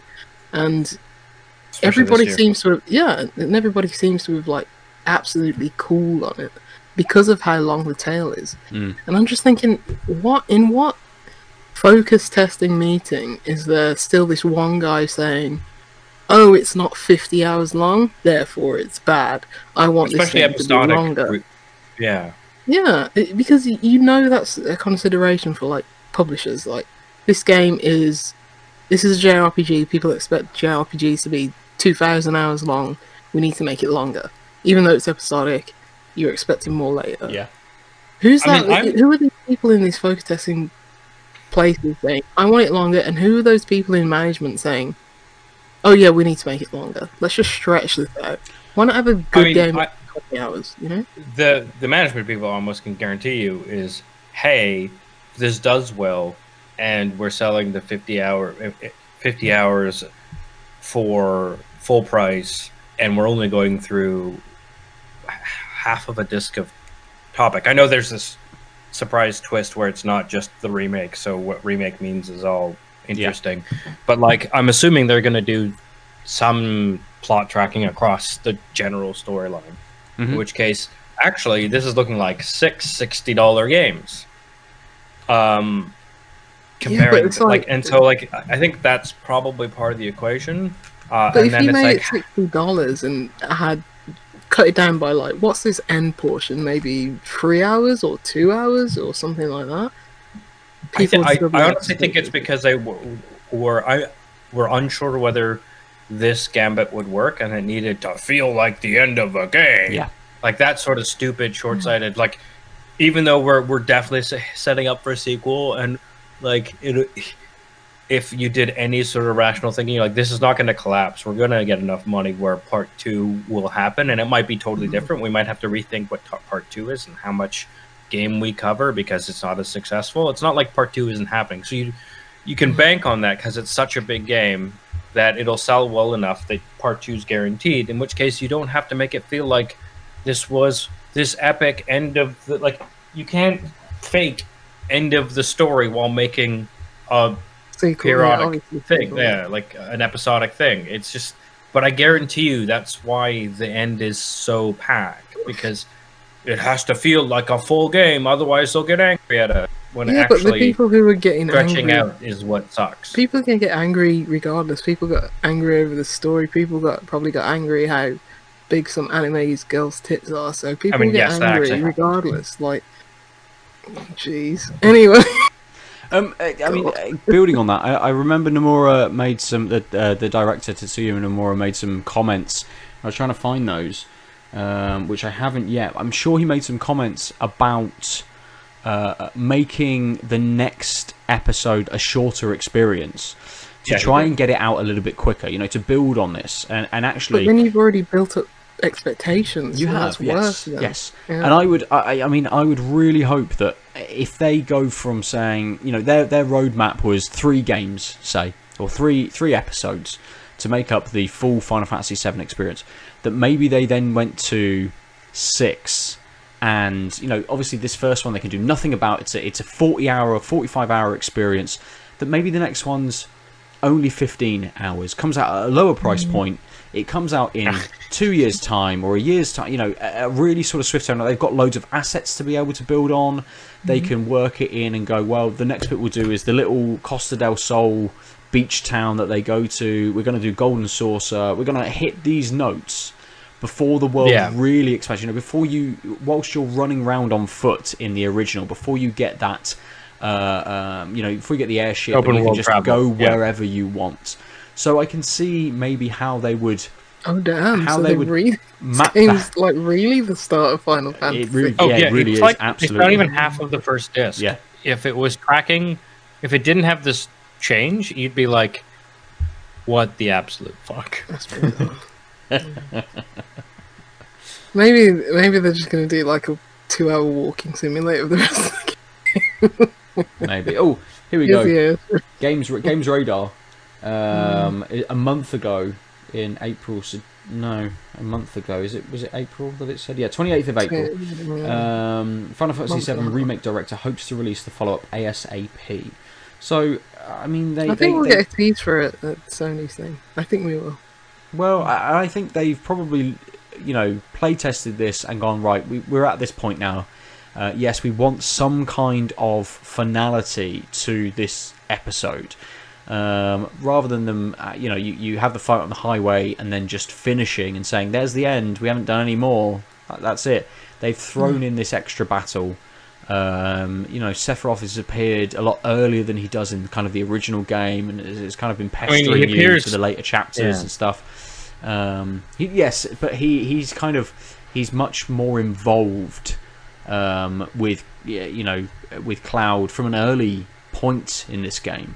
Yeah, I mean, which I assume is just because you can't have, like, in the OG game, you didn't even know what a Sephiroth was until like disc 2 almost, but you just can't have it as an episodic game without acknowledgement of the antagonist. Yes. So there's like from the beginning, like they're almost like the second setting. It's like a flashback to Sephiroth, which when you've played all of Final Fantasy VII is fine because you forget, like, you didn't even know about him for a while. But when you think about the parallels, you're like, oh, actually, like, the narrative worked really well in the original one because you didn't even know, because there's a lot of backrooming, what mystery, what's going on. Like Shinra's the big bad for that first part, for that Midgar part. Shinra is the big bad. You think that that's kind of where this game is going, and then suddenly just fucking explodes. Yeah, exactly. At the same time as you getting access to the open world, you realize how many more things are going on. Like the narrative and the like pathing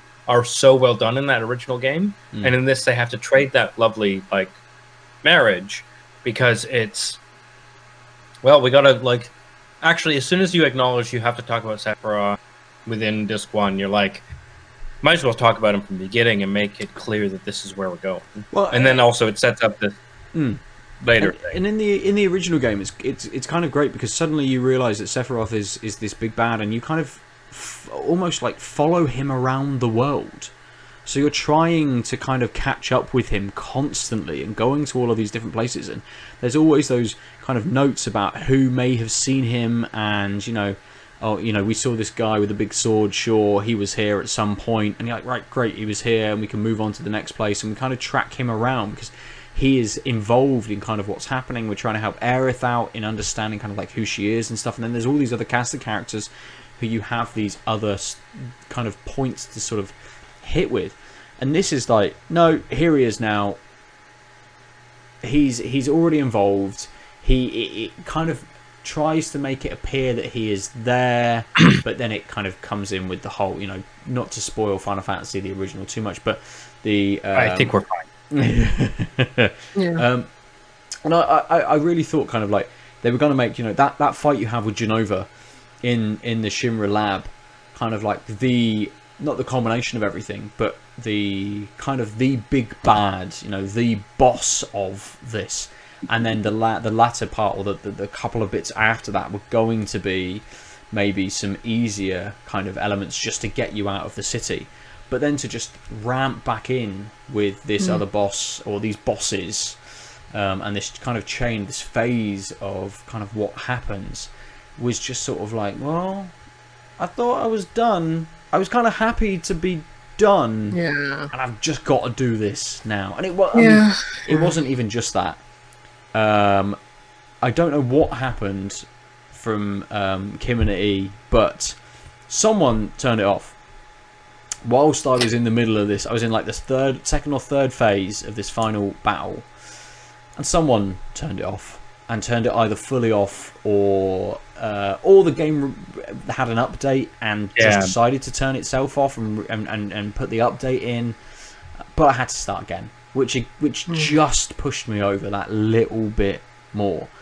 Currently the PS4 is, at least I fucking hope, on the last battle.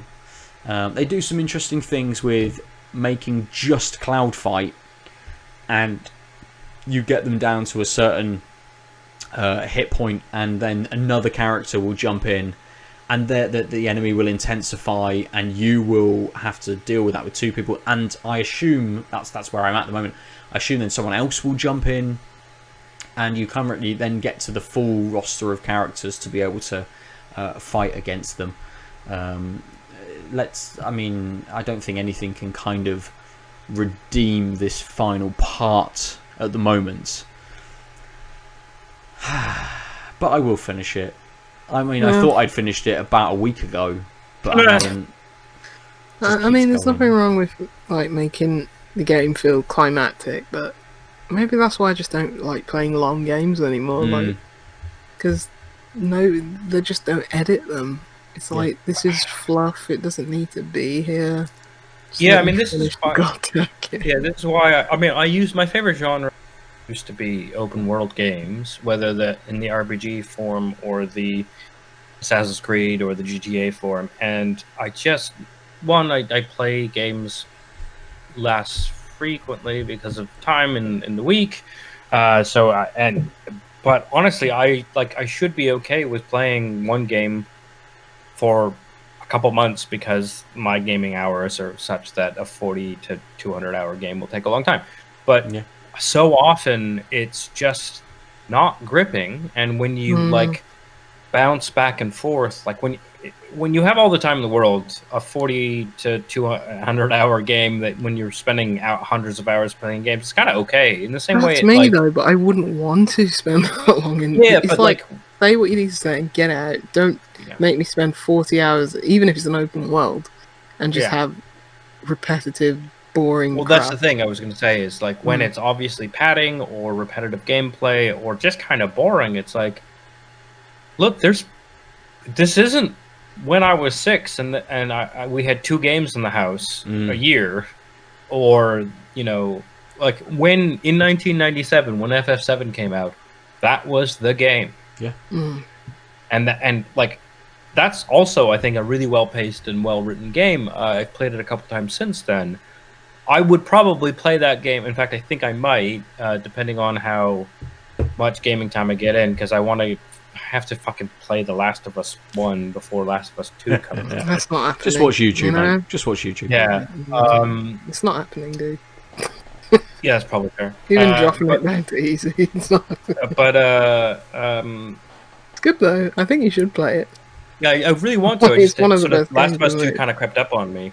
But like outside of that, I just like I don't have time for that in like the metaphorical and literal sense.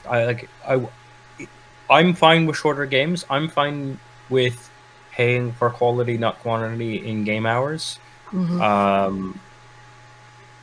Also, games like a short hike when it was like 10 quid when it came out, and it's like an hour and a half long or whatever. Like that's fine if it's a good game. Like people having this weird like, well, if it's 40 quid or 50 quid, then you have to have this many hours, otherwise it's a ripoff. That's just I think it's dumb. It's wrong-headed, and like I don't have the patience to go through a game which I would enjoy. I like the narrative, but actually to get through. It's like the fact that I've not seen the last series of Game of Thrones, because one, I am a completionist at heart, but I've learned my lesson, and like I really didn't enjoy season 7. I waited for people to talk about series 8, and it wasn't great. And I was like, well, if people are mostly complaining, and it sounds like those complaints are very similar, worsening of what I didn't like about the previous series, I'm okay with walking away. Yeah.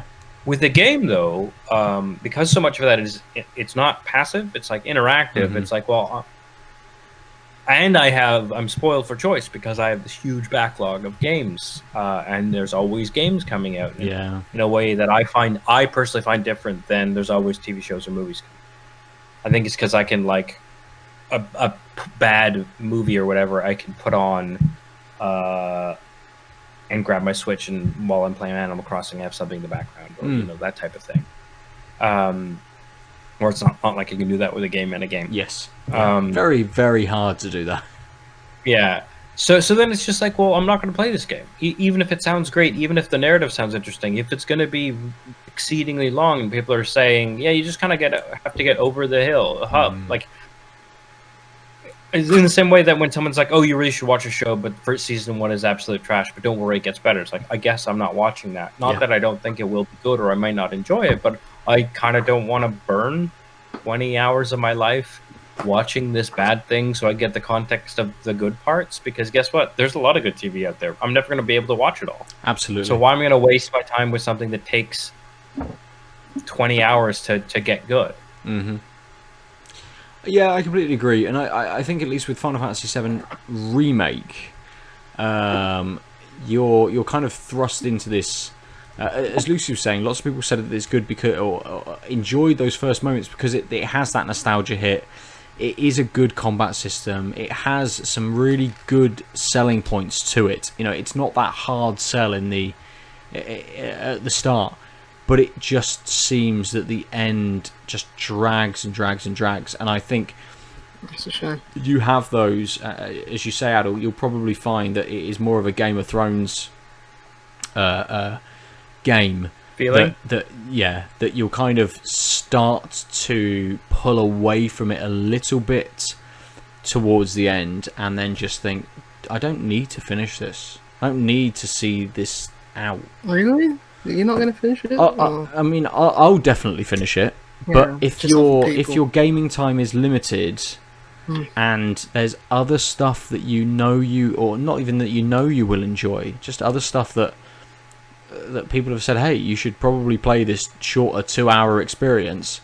It's probably better to play 10 of those shorter 2-hour experiences than it is to finish Final Fantasy. You'll get more enjoyment out of those shorter experiences than you will out of the last, say, 10 hours of Final Fantasy VII Remake. It's tough when you're like, I like this enough that I kind of wanted to play episode 2, because then it's like, well, I guess I need to play it. But I do think, like, it's what I think is super interesting in the modern era is that they get stats from PlayStation, from Sony, right, on game, like how many people finish, but also they can tell when like the average person stops playing. I think that's a thing that we didn't used to be able to get at that level of granularity, and I think that'll mean that'll affect a lot this form and focus of episode 2, because I think, especially with people putting Let's Plays out there, like,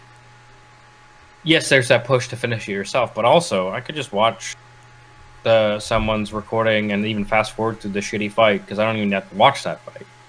And that is... Right, it's just like, start it, see the cutscene, see the transition, end it. And that might be the way you finish it. And that is something... For episode 2. Yeah, and that is something you can do. Like you were saying, how you could just put on a shitty film and then play Switch or play something else.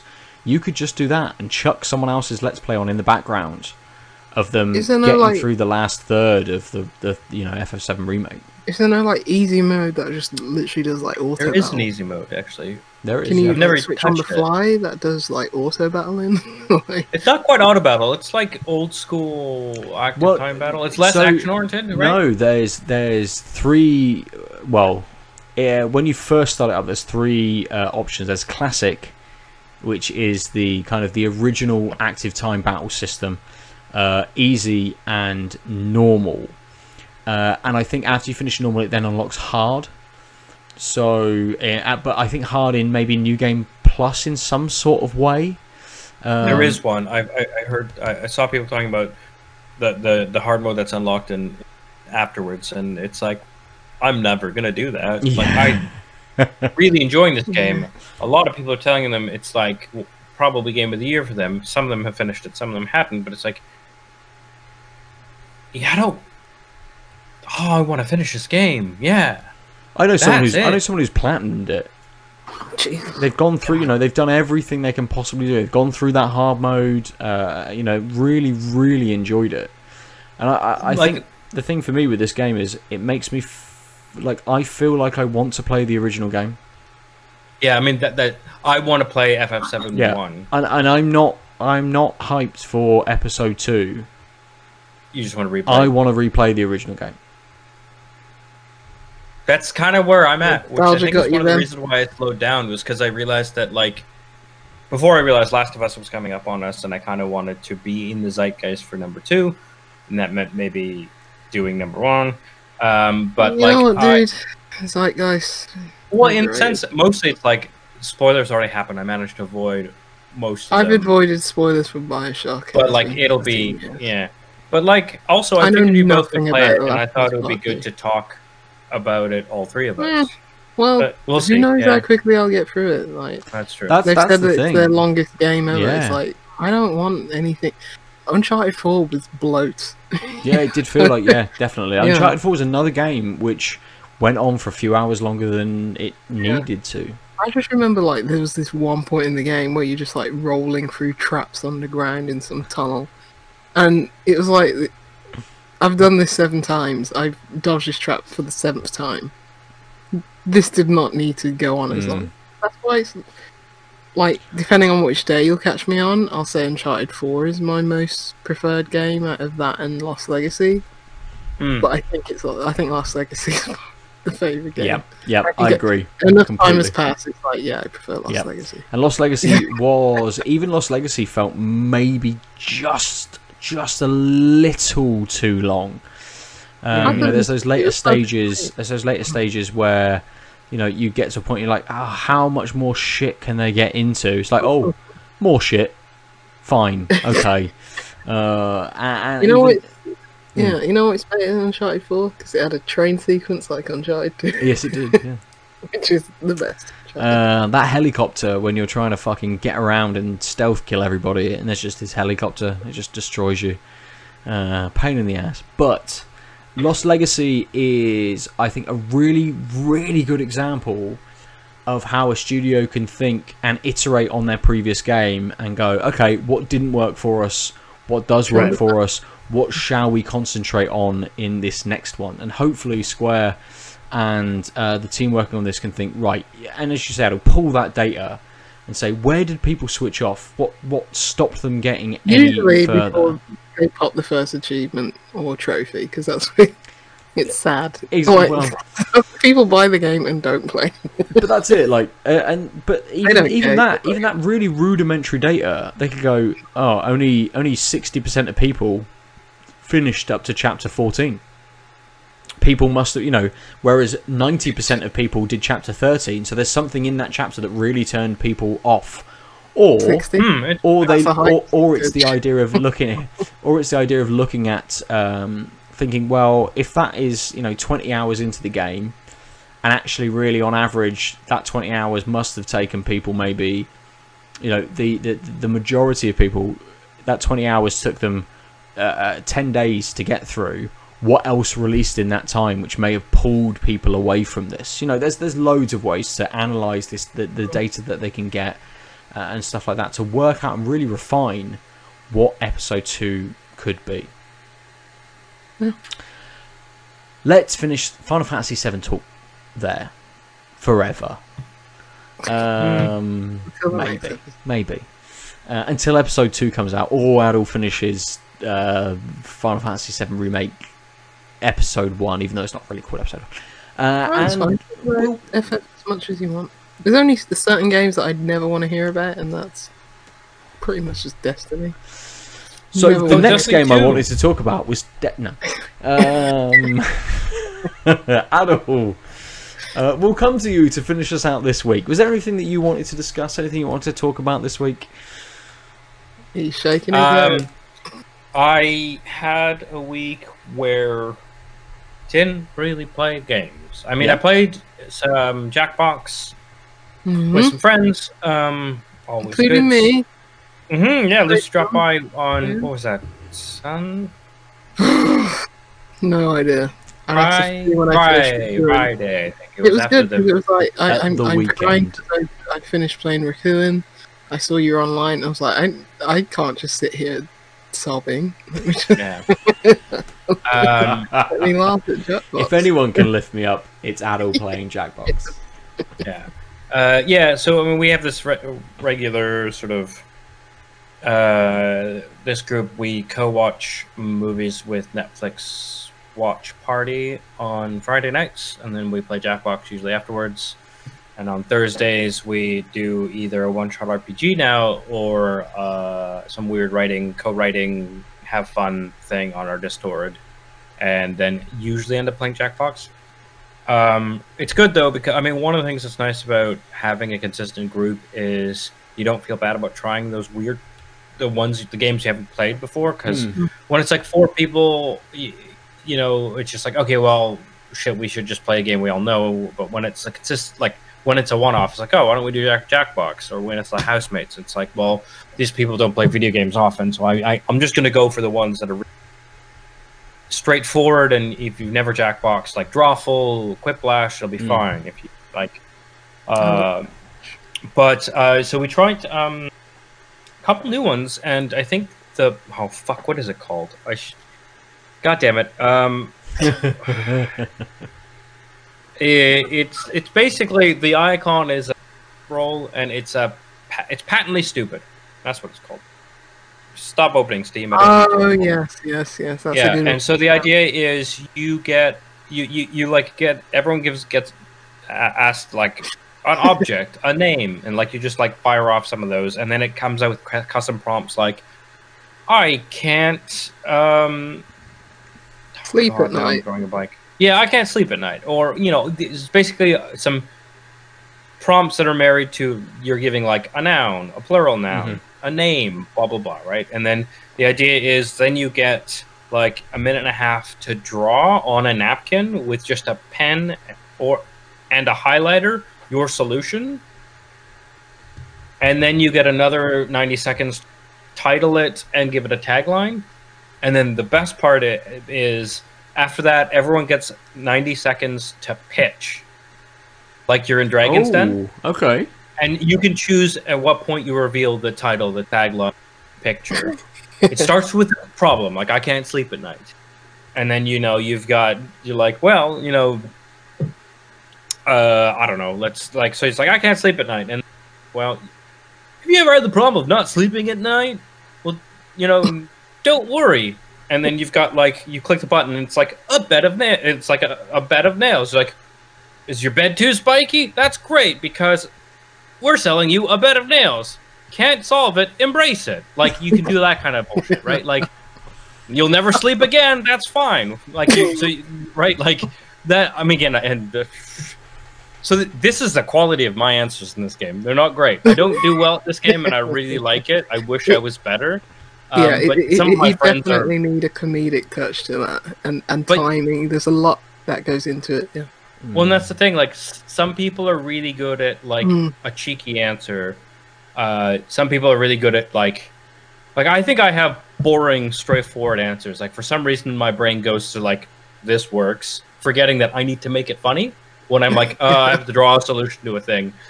And then the only way I do better in the game is by doing the sales pitch in a way that might convince someone, but it's ultimately not a strong answer. While other my friends are just like real funny, and it's like you kind of don't even have to do the sales pitch, because you're just like, here's the picture, it's called this, here's the tagline. Oh, you're hilarious. Yeah, I'm done. It's been. There's a lot of layers. It's being able to draw something well enough that it's still being funny. Yeah, and the pitch has to be that kind of like American like advert, like where it's like, this may cause heart failure, diabetes, and all that sort of yeah. We've got to really quickly read off all of the symptoms it may give. I mean, that would actually be kind of great. And the timing, it's like, when do I reveal this and stuff like that, and just making that whole thing like funny, like the solution the whole way. This, that, and so there's a lot of layers. It is. Yeah, and so then what happens is, everyone gets 3 choices where you give like 800, 500, and 200, or like some amounts of money, but you only get your project funded if you break a threshold, just like on kind of like on Dragon's Den. So you have to convince enough of your peers to vote early for your thing, otherwise you get like kind of no points basically. And then it goes into a round 2, which is another one. And I can't remember if it's 2 rounds of just yourself or just one, but the last round is everyone gets the same prompt. So yes, I think so. Yeah. So then it's like, which I think it was like, I'm not looking forward to Christmas, was one of the ones we had. And then and it was like, here's a device to kill your family. Yeah, like Lisa got a lot of funding off of literally just being like, hey, it's not about you, grow the fuck up. And the picture was a little baby, and her pitch was, stop being a little baby. Everyone's got to deal with it. And the tagline was, grow TF up. And it was great, right? Like, it's so good. I had a flaming Christmas tree. Like, but like having to figure out what to do in the moment. Like I said, I'm exceedingly poor at that one, but I really enjoy it. To eradicate Christianity or something like that. Yeah, two different people had like convert to Judaism, convert to Islam, and it was like, and then one of them got more votes, and the other, I think it was Kieran, who said convert to Islam. And he's like, well, we can see who the real racists are because more of you voted for Judaism than Islam. Because again, we're on Discord when all this happens, so we get to trash talk each other, which is the best part, right? It's like before this, everyone's favorite was the rap battle one, and the T-shirt. I'm not a the T-shirt. I'm not a massive fan of it. I like the rap. I like the rap battle one, but it's not my favorite. I don't like it as much as other people. Yeah, so Patently Stupid is probably my new favorite, and then the other one we did was the comedy one, but it's like cruise ship comedy. So it asks you a bunch of prompts, you throw things out, and then it sends prompts to people, and they have to pick. So like if you have a plural noun that's philosophers, it'll give you a setup line that's blah blah blah philosophers. Like 2 philosophers walk into a bar, and then you have to finish the joke with your own punchline. But again, what makes it good is it gives you a choice: do they read it out or do you read it? And obviously, the fun is everyone having to be like, I tanked this joke so bad. Okay, so 3 philosophers walk into a bar. Does it really exist? Oh, that was awful. Please vote for me. Like it's got this nice interplay. And what I really like about Patently Stupid is it kind of takes the best part of the shitty joke writing one and makes it less about being immediately funny. But ultimately, you have to be very funny to like kind of get the, it extends it with more structure that I find really entertaining, even though I'm bad at it. So those are the 2 unsung heroes that, like, literally when you first see them on description on Jackbox, you're like, maybe this will be good. But again, if we weren't in lockdown, I probably never would have tried Patently Stupid because, like, I Jackbox infrequently. Like, I've gone to a couple parties where people are around. They're like, yeah, we'd be willing to. Or like when the housemates decide to play games, it's like, well, why don't we try some of them video games? But like then it's always going to be the like the T-shirt one's obviously going to be fun. So first time I played that, it was like, yeah, let's all do this. Let's make funny T-shirts. Drawful and Quiplash are very self-explanatory. The rap battle one is intriguing enough that I think a lot of people have tried it. But like, I think there's layers to like how well you know the people, because like the rap battle one, you have to be very, okay with people like dissing them. You're dissing them immediately. Like Quiplash, you are usually referring to something outside of the group, whereas rap battles, it's like, oh, I'm offending you. Well, but it also depends. Like I've played the rap battle game with groups that like kind of don't make it about serving the other person, but just make it about rhymes and stuff. That's interesting. Which is weird when you go. When I hear rap battle, I'm just like, right, yeah. Oh, it's really weird when you're the only person in the room who's like, go die in a fire. I'm pissing on your pyre. And then everyone else is like, I'm making clever rhymes. And I'm like, fucking wrong. And they're like, wow, Aadil, you've got anger issues. I'm like, no, I'm playing the game. I swear, I'm fine. You're still my friend, right?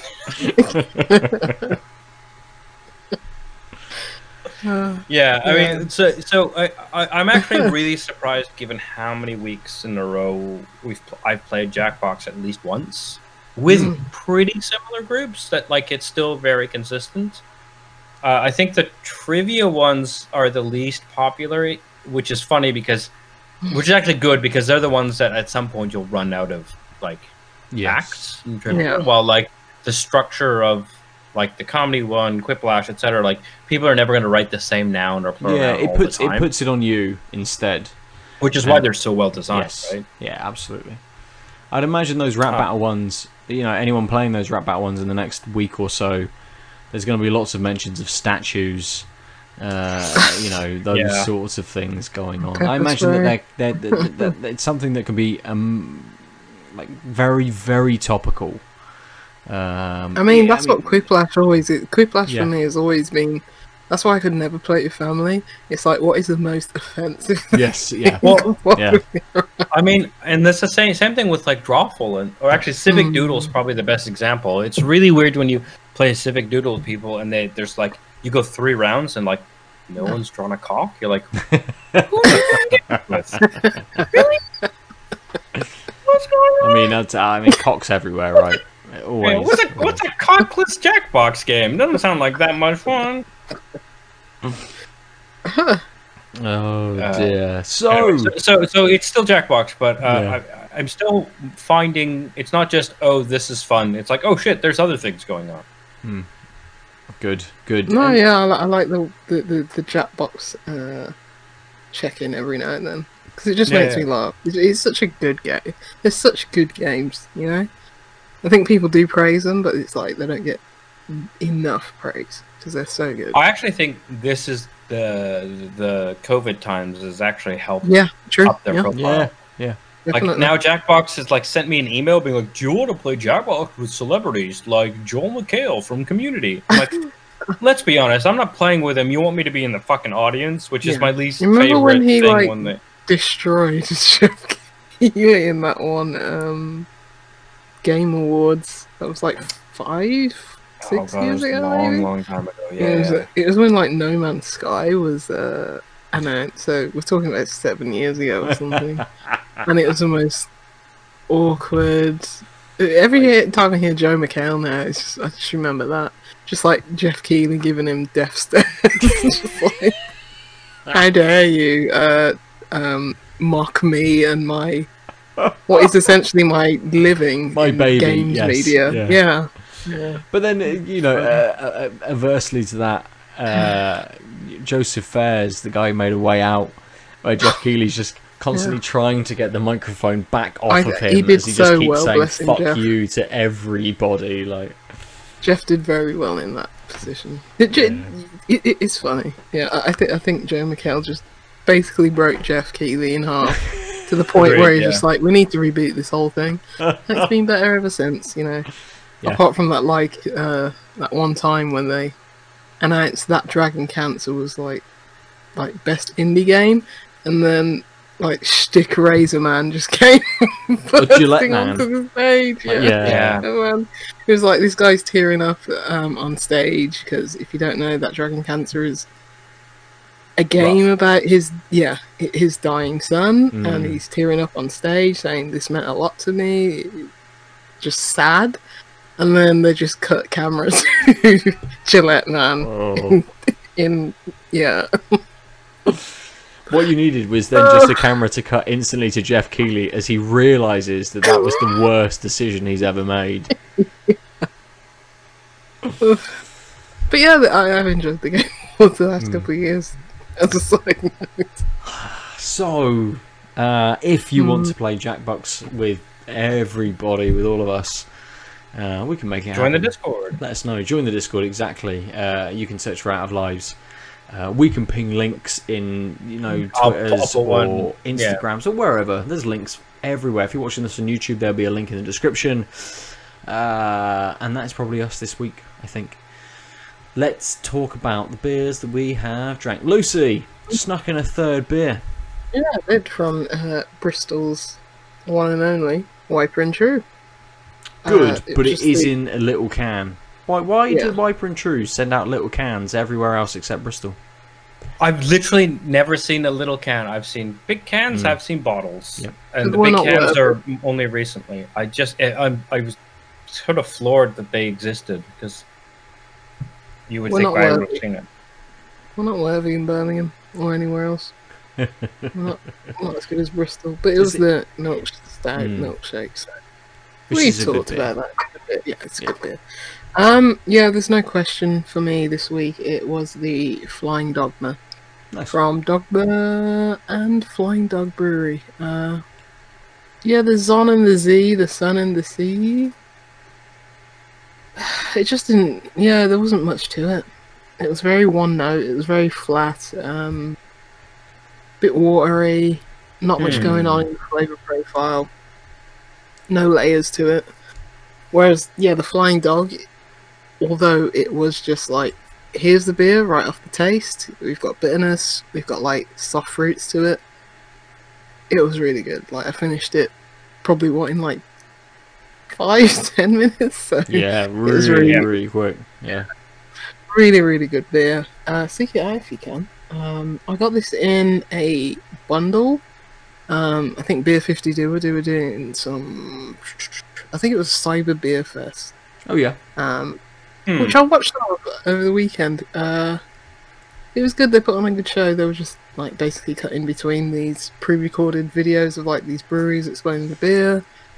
Nice. Some comedians doing a bit of, bit of quiz and stuff like that. It was, well, in this time of COVID, that's all you can expect. I think they've done a couple now, haven't they?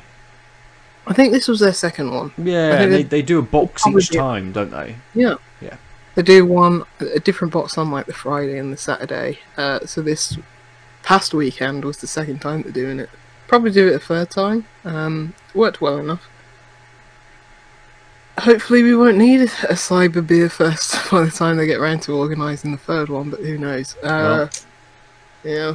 I mean, Boris did say that the government did say that pubs could open more, not next year, which was their original claim, which really feels weird when we're still hitting record deaths and infections. To be honest, even if they do put on one, don't go to it. Yeah. Just don't go. Just drink at home. We're all used to that. Yeah. Don't risk your life. Send us a note. We'll have you as a guest star. You can pretend you're at a beer fest. Play Jackbox. But yeah, the flying. I mean, I'd Dogma. rather that than you, dear listener, dying. Yeah, rap battle me and offend me. Rather that. Say my choices in games are lacking. Yeah, keep it quite light in the offence, though, eh? In the current climate, just Just say whatever you want. I don't care. I've heard it all. Your cock's so small it's a bolt on. I'm gonna knock you over like they did Mr. Colston.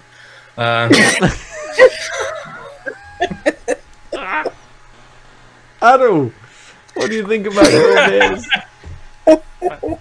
Yeah, I'm low-key proud of that. I was actually off the cuff. I was like, oh, I like kind of rhymes. You made up for all the other I bad told parts. you it's about a set quantity and variance quality. I really like both beers. Honestly, if the people like us, Mikkeller, supported by Mikkeller, pepper spray was more pepper, was more like on the tin, I might be. I have a feeling of being less forgiving to it, because it's like, we've added black pepper, we're calling it pepper spray, and it's like I could barely detect the pepper in this. But also, Arbor, the Space Hardware is just a really quality IPA. I actually think the one detractor is also not on the tin. Like it doesn't scream New England IPA. It kind of just screams Blue. softer IPA. Like it's kind of just like, hey, we've got these tastes. None of them are in your face. It's this trend we've had in IPAs for about a year and a half, I would say, of holding back and letting the tastes speak for themselves at a different volume instead of being really in your face, which I really appreciate. But so I assume the New England IPA is because of the choice of like the Galaxy Mosaic and Yakuinat. But it's it's just a slightly more interesting, nuanced beer. They're both kind of primed for like early spring, slightly chilly summer days, but I found, even though like I was drinking this one, it's a full pint versus a 330 can, but I was drinking it quite slowly, and that was fine.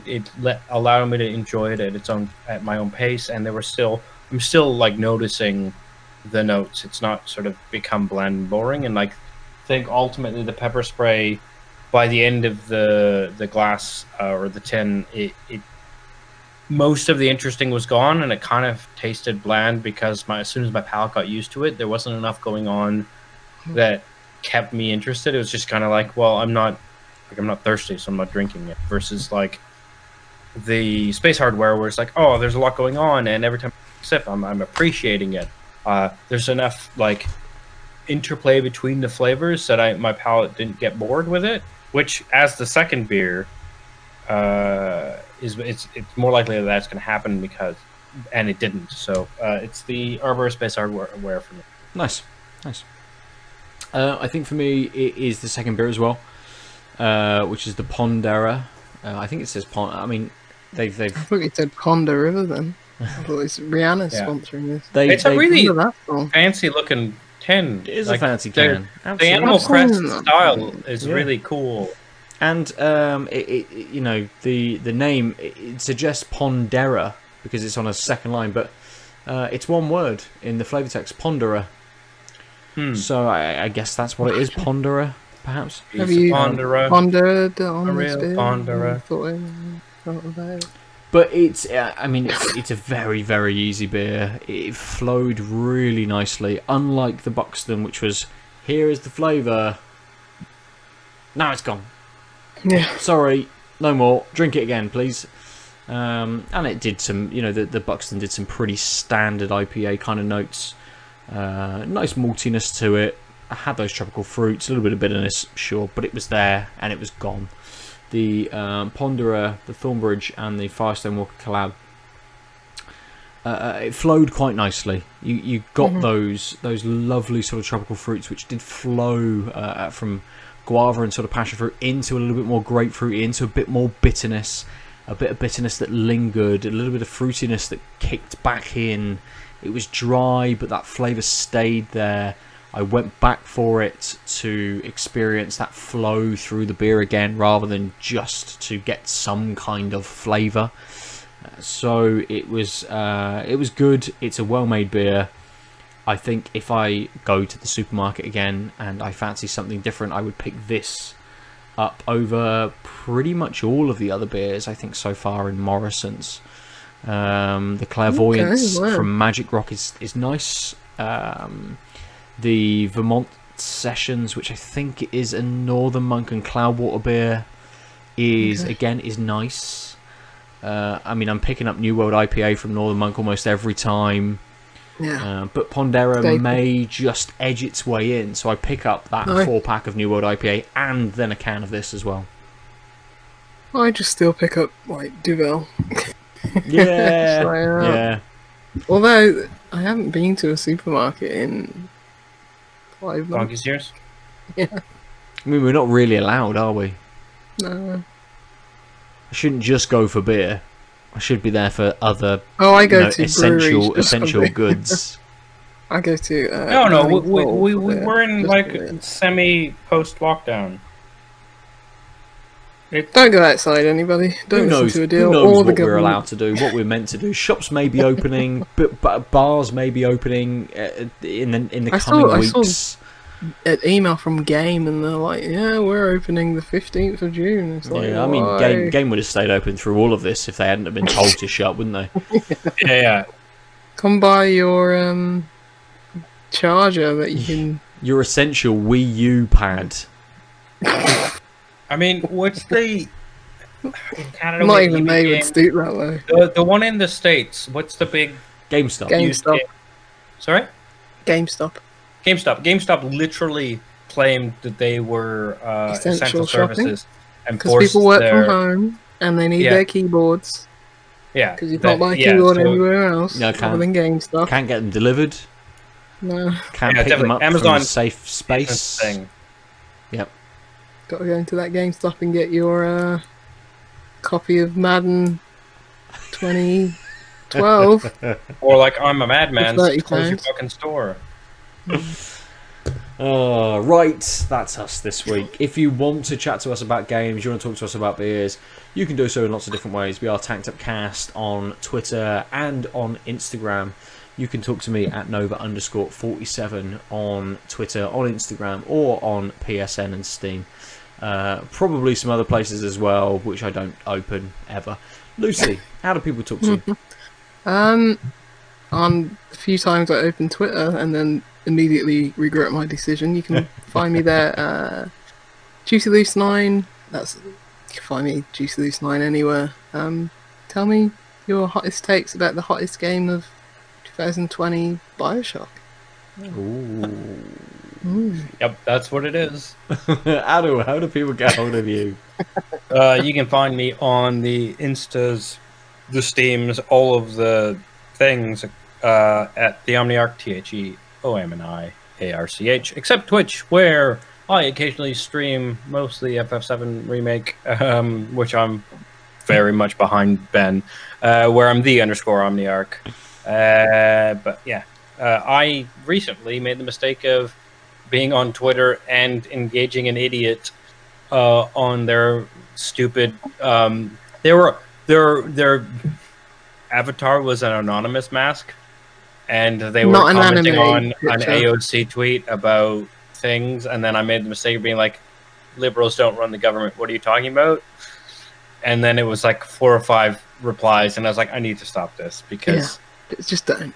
Yeah, it was like, what am I doing? What am I doing with my life? It's so easy to spot them as well. Like, you've either got an anime picture, or there's like the British and English flag following. Yeah, I mean, yes, but yeah, when I'm not politically retweeting, I'm usually not bothering to tweet because of shit like happened today. So I guess my Instagram's probably the most interesting social I have. Instagram's a happy place because we engage with beer and no video games usually on.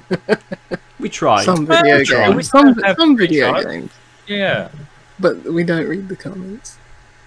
Never read the comments. Never read the comments. You should also all go to outoflives.net to read loads of articles. Like your some articles, like my PlayStation 5 history of not history of PlayStation 5. My history with PlayStation. You invented the PS1. Exactly, I did. I told them that why you hate Nintendo. Went, yes, we should. Exactly. That's why you hate Nintendo. You hate Miyamoto. I pulled away from them as soon as they try. As soon as they fuck Sony over with that hybrid console thing. I'm done. I'm like, no, no more Nintendo, thank you. Yes, so yes, you can go to Outliers on that. We will be chatting probably about the PlayStation 5 reveal event, which will have happened actually when this comes out, so you may be able to find us talking about that at outoflives.net or on the Out of Lives YouTube page, where you can also see our beautiful faces. I hope it's good. Wow. I hope it's not like the Cerny. Yeah, who knows, mate? It's been this long. I hope they're bringing the bacon. Don't let me down. Yeah. Good. Smart Cerny talking about ears, showing his ear collection. I mean, he cut them all off. His victims. Oofa doofa. That's it for us. We have been tanked up. Bye-bye. Bye.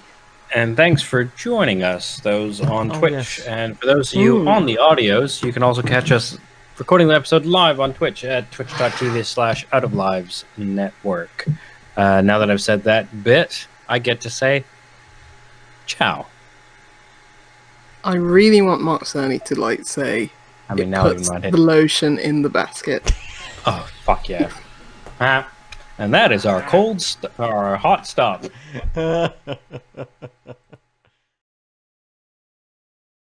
www.outoflives.net